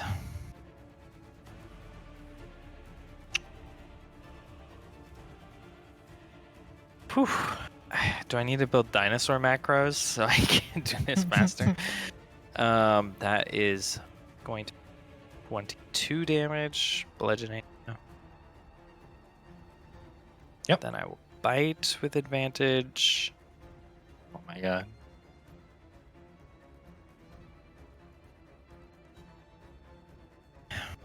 $21 to hit, which I'm assuming hits. Yep.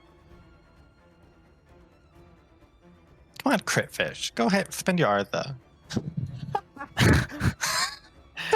Thought about it. Could use Think heroic about how inspiration. 8d12 would feel. It would feel so good. But do not think that will be happening. Just the dice. 4d12. Not as good as the first one for 30. 30 piercing damage. Okay. And it's once again grappled. And it's once again grappled. It doesn't matter because it begins to fade and turn into just ethereal filaments in your mouth, and like you gotta cough them out, but they're not really like anything, and they just sort of vanish in front of you as it unravels and falls apart. All of the other creatures in this vicinity also begin to ravel and fall apart, and then they just fade into dust, and they don't leave any trace. The only thing that's left is the puddles of blood that came from Elegy and the giant T-Rex. Yeah. This T-Rex, you are you are having a triumphant roar, but you can't actually move, and you're moving so slow. I have a higher move speed. I move 50. No, but your movement speed is just 0, so you can't actually even take a step. I'm just wiggling. Just wiggling, but it's a triumphant wiggle, and that is what matters. Okay. As sort of it calms down, do you land, Elegy? Yeah. Perfect. You land, and Iola like is crawling up to you, and she's like, "Ancient One, I tried my best. I come," and she like takes your hand, and she'll cast Cure Wounds on you. You did great. Good job. Thank you, Ancient One. This is going to be 10 healing. Sort of unimpressed growl from the T-Rex at you did your best. Okay. Well, as you all stand on the other side of this threshold, you have to pull the T-Rex back across the threshold because he can't move by himself. But you get him across, and once he's across, he can move by a normal amount. You all turn and you look down this cavern, and it is it's not small. It's a fairly large cavern. Like the T-Rex can stand comfortably. It's very dark. It's very wet. Things are dripping in. There's a trickle coming in from the rain outside, sort of forming this creek almost that flows downward as this cave goes down. And there are faint white crystals, sort of very small at the beginning, but you can see they get a little bit larger as you go down, sort of providing this gentle, like, glow, sort of shadowless. It just illuminating the entire chamber evenly. And as you sit there and look at that cavern, that is where we will stop for the night as you guys take one last safe step before you go to see the fates. And that'll be next week. So tune in then to see what bargaining is happening, if people are going to break the rules, if people are going to abide by the rules, and to figure out what the fates are. Well, those are questions you'll answer next week if you join us. So, as always, thank you for watching. We'll see you then. Bye. Night. Bye.